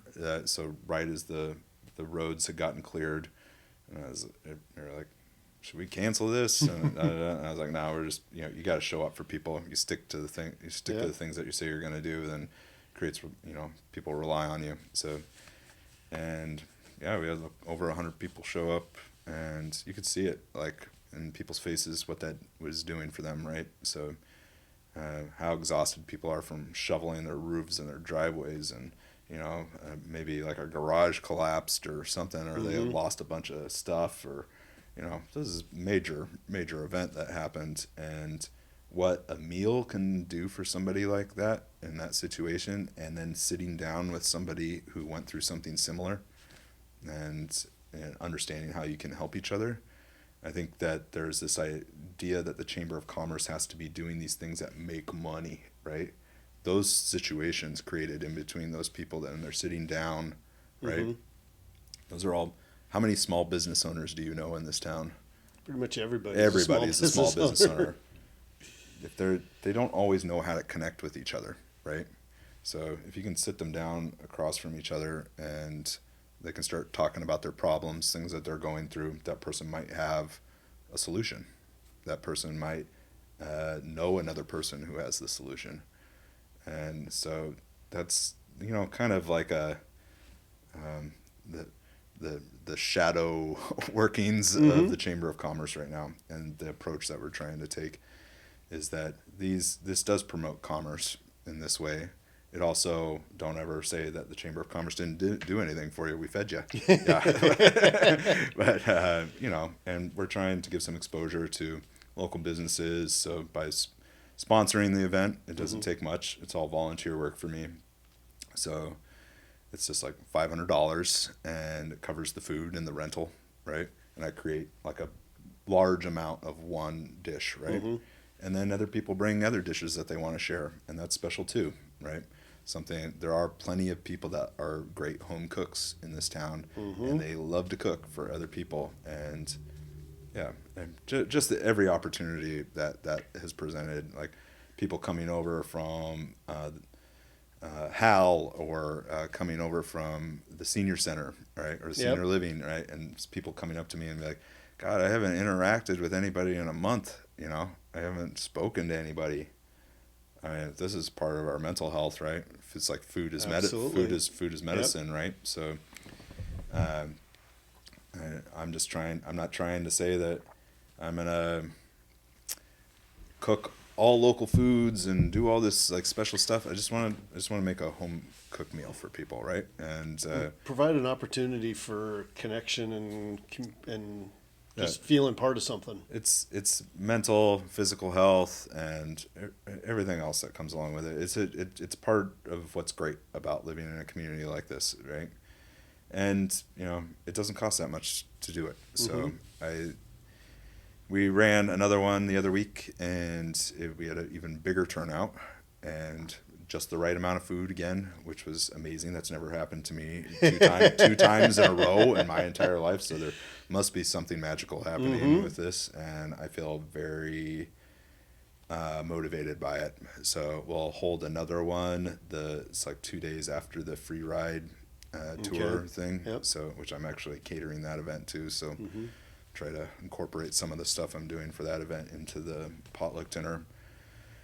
But there was also I don't know if you're familiar with this grant that's available. There's funds for it. It's like $273 million for rural health initiative. Okay. Yeah, so I just applied for that grant, and through the Chamber of Commerce as a nonprofit, to be able to get these potluck dinners funded every single week for 6 months. Okay. For the next 5 years. Wow. So it'd be roughly $90,000 a year for 5 years. Yep. And I just cited a bunch of articles, and like, this is what community gathering does for local health. This is what, you know, eating whole foods does for local health, and how that can be. So we'll see. But have you asked the borough assembly or the mayor to write a letter of support for that? Not yet. This is just the POI. So okay.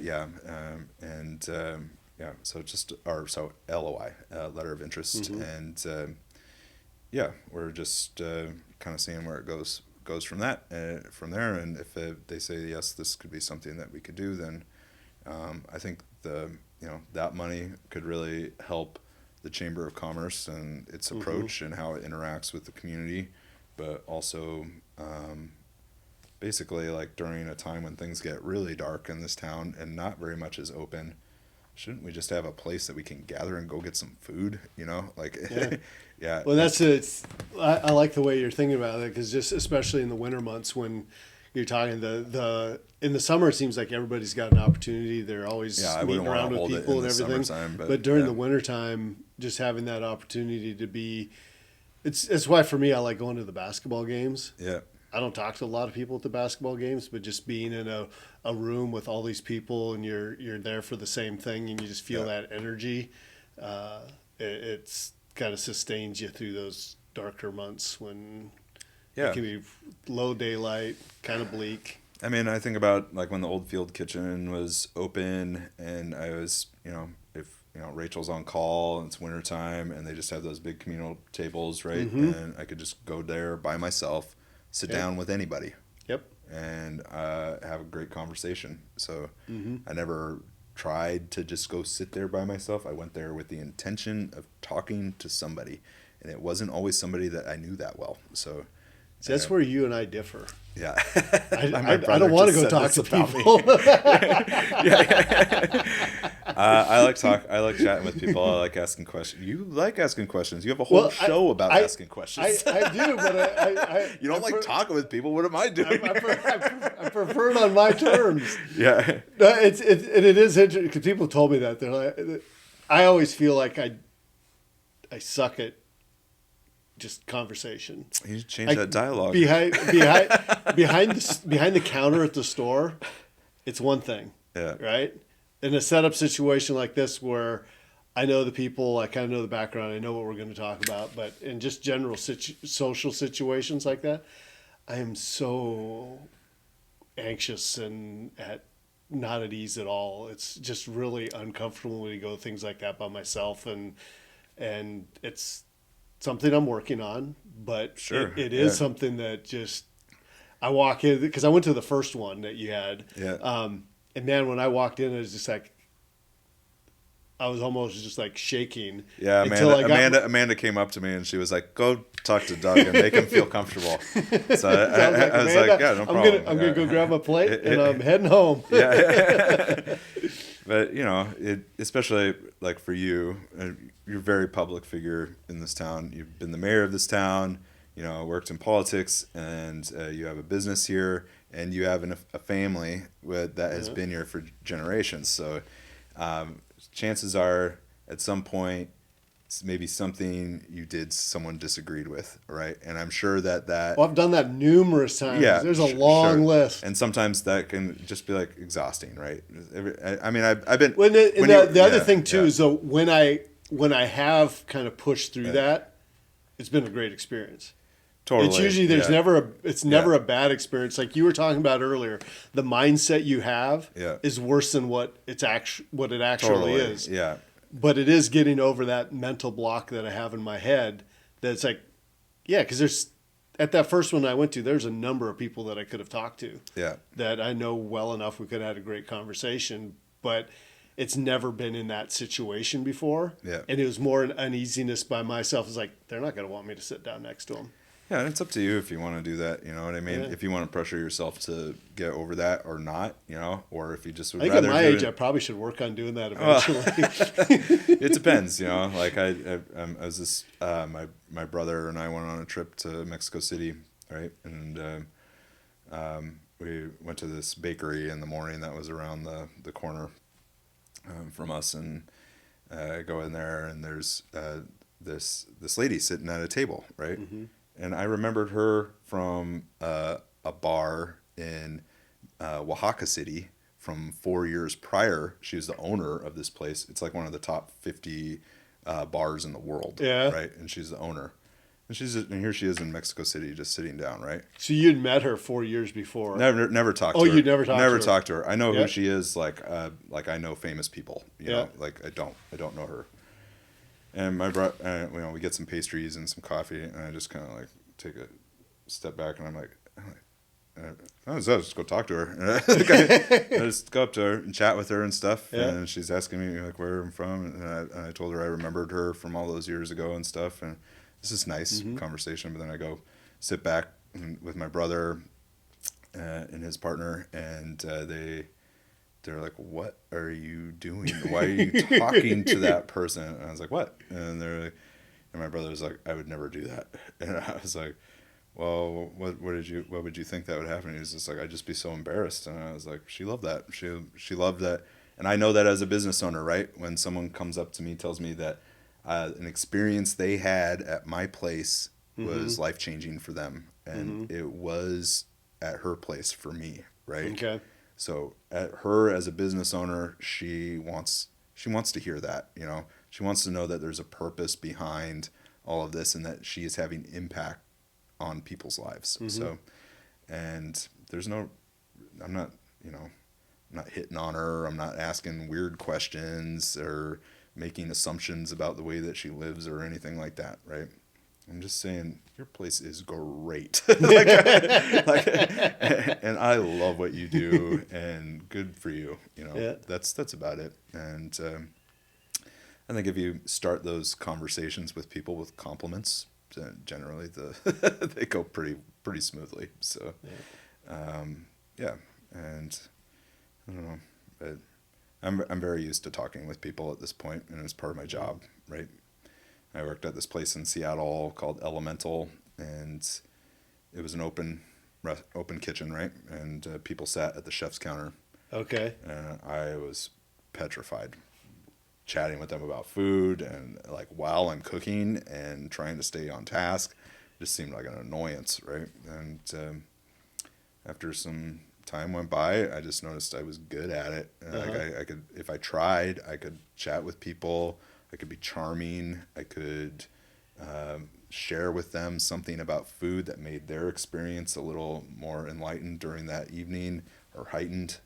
And all of that just, I don't know, it's a realization, right? Like a moment that, like we talked about, like when things start to click and things start to go well. But it's uncomfortable when you're learning and pushing past that to try to get better at it, because you see it as a necessary thing that can also serve you very well in your life. So, and I was able to get pretty good at it, and I love chatting with people. I love chatting with that stranger and getting to meet her. It was like, it's totally fangirling. I was like, I get to meet this person that I look up to, right? Yeah. Just sitting at, a place in a completely different place than where I had seen her last time. So the only time I think I've done something like that was 2015. I was going when the Seahawks were playing the Vikings in Minneapolis. I went to visit family, went to the Seahawks game, and on the flight over, I'm standing in the line, and like 6 people in front of me. That guy looks familiar. Yeah. And it was Sonny Six Killer. Oh, I have actually met Sonny. Yeah. So he was at. All right, you go first. So I'm just jacked because he's like 2 rows behind me on the other side of the plane, him and his wife. And so we get to Minneapolis, and down at the baggage claim, I went over and I was just like, "Hey, as a UW alum, I just appreciate the way you handled yourself. Just you've been an amazing ambassador for the University of Washington." And him and his wife were just the nicest people. And it was, like you said, you start off with a compliment. You tell them you appreciate them. I wasn't looking for a photo. I wasn't looking for an autograph. Yeah. For me, it was just being able to thank somebody that's representative of a university and a football team that I love dearly and have a huge commitment to. Mm-hmm. He's just a class act. And that's all I wanted to tell him. Yeah. And it was cool. So what's your Sonny Six Killer? Well, I used to walk my old dog, Daria, in the Arboretum. Yep. So on the trail going through there. And, you kind of go across the floating bridge path. And then there's that, like, grass area out there that kind of comes to a point, right?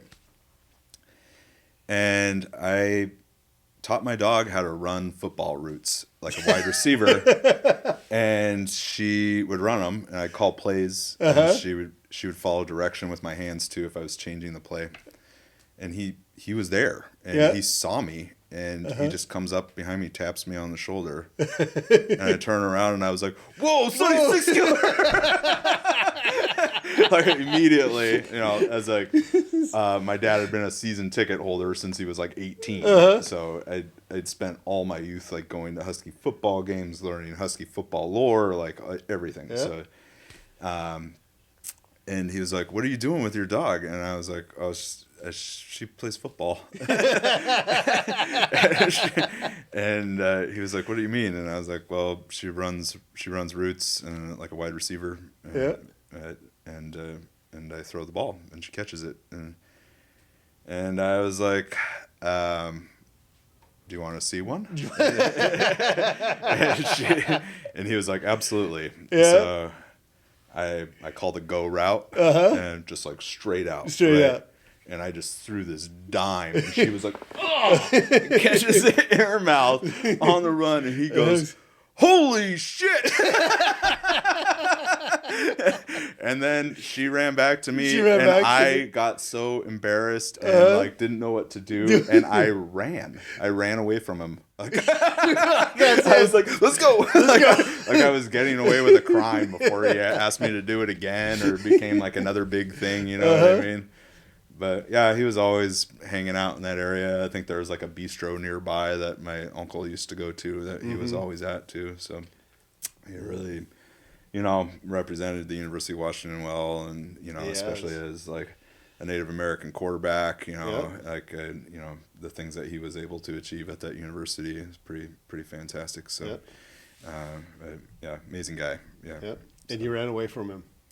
I ran away from him. I got scared. I don't know why I was scared, but I was like, I just like felt like so happy in that moment. I wanted to just end. I can't say anymore. I don't want to screw this up. I can't talk to him anymore. But it was just like perfect. Yeah. So great story. I think that was enough. I didn't need to hang out. Didn't with need him to hang out with him for longer. Day. Yeah. Yeah. You never know. He might have been throwing routes to Doria.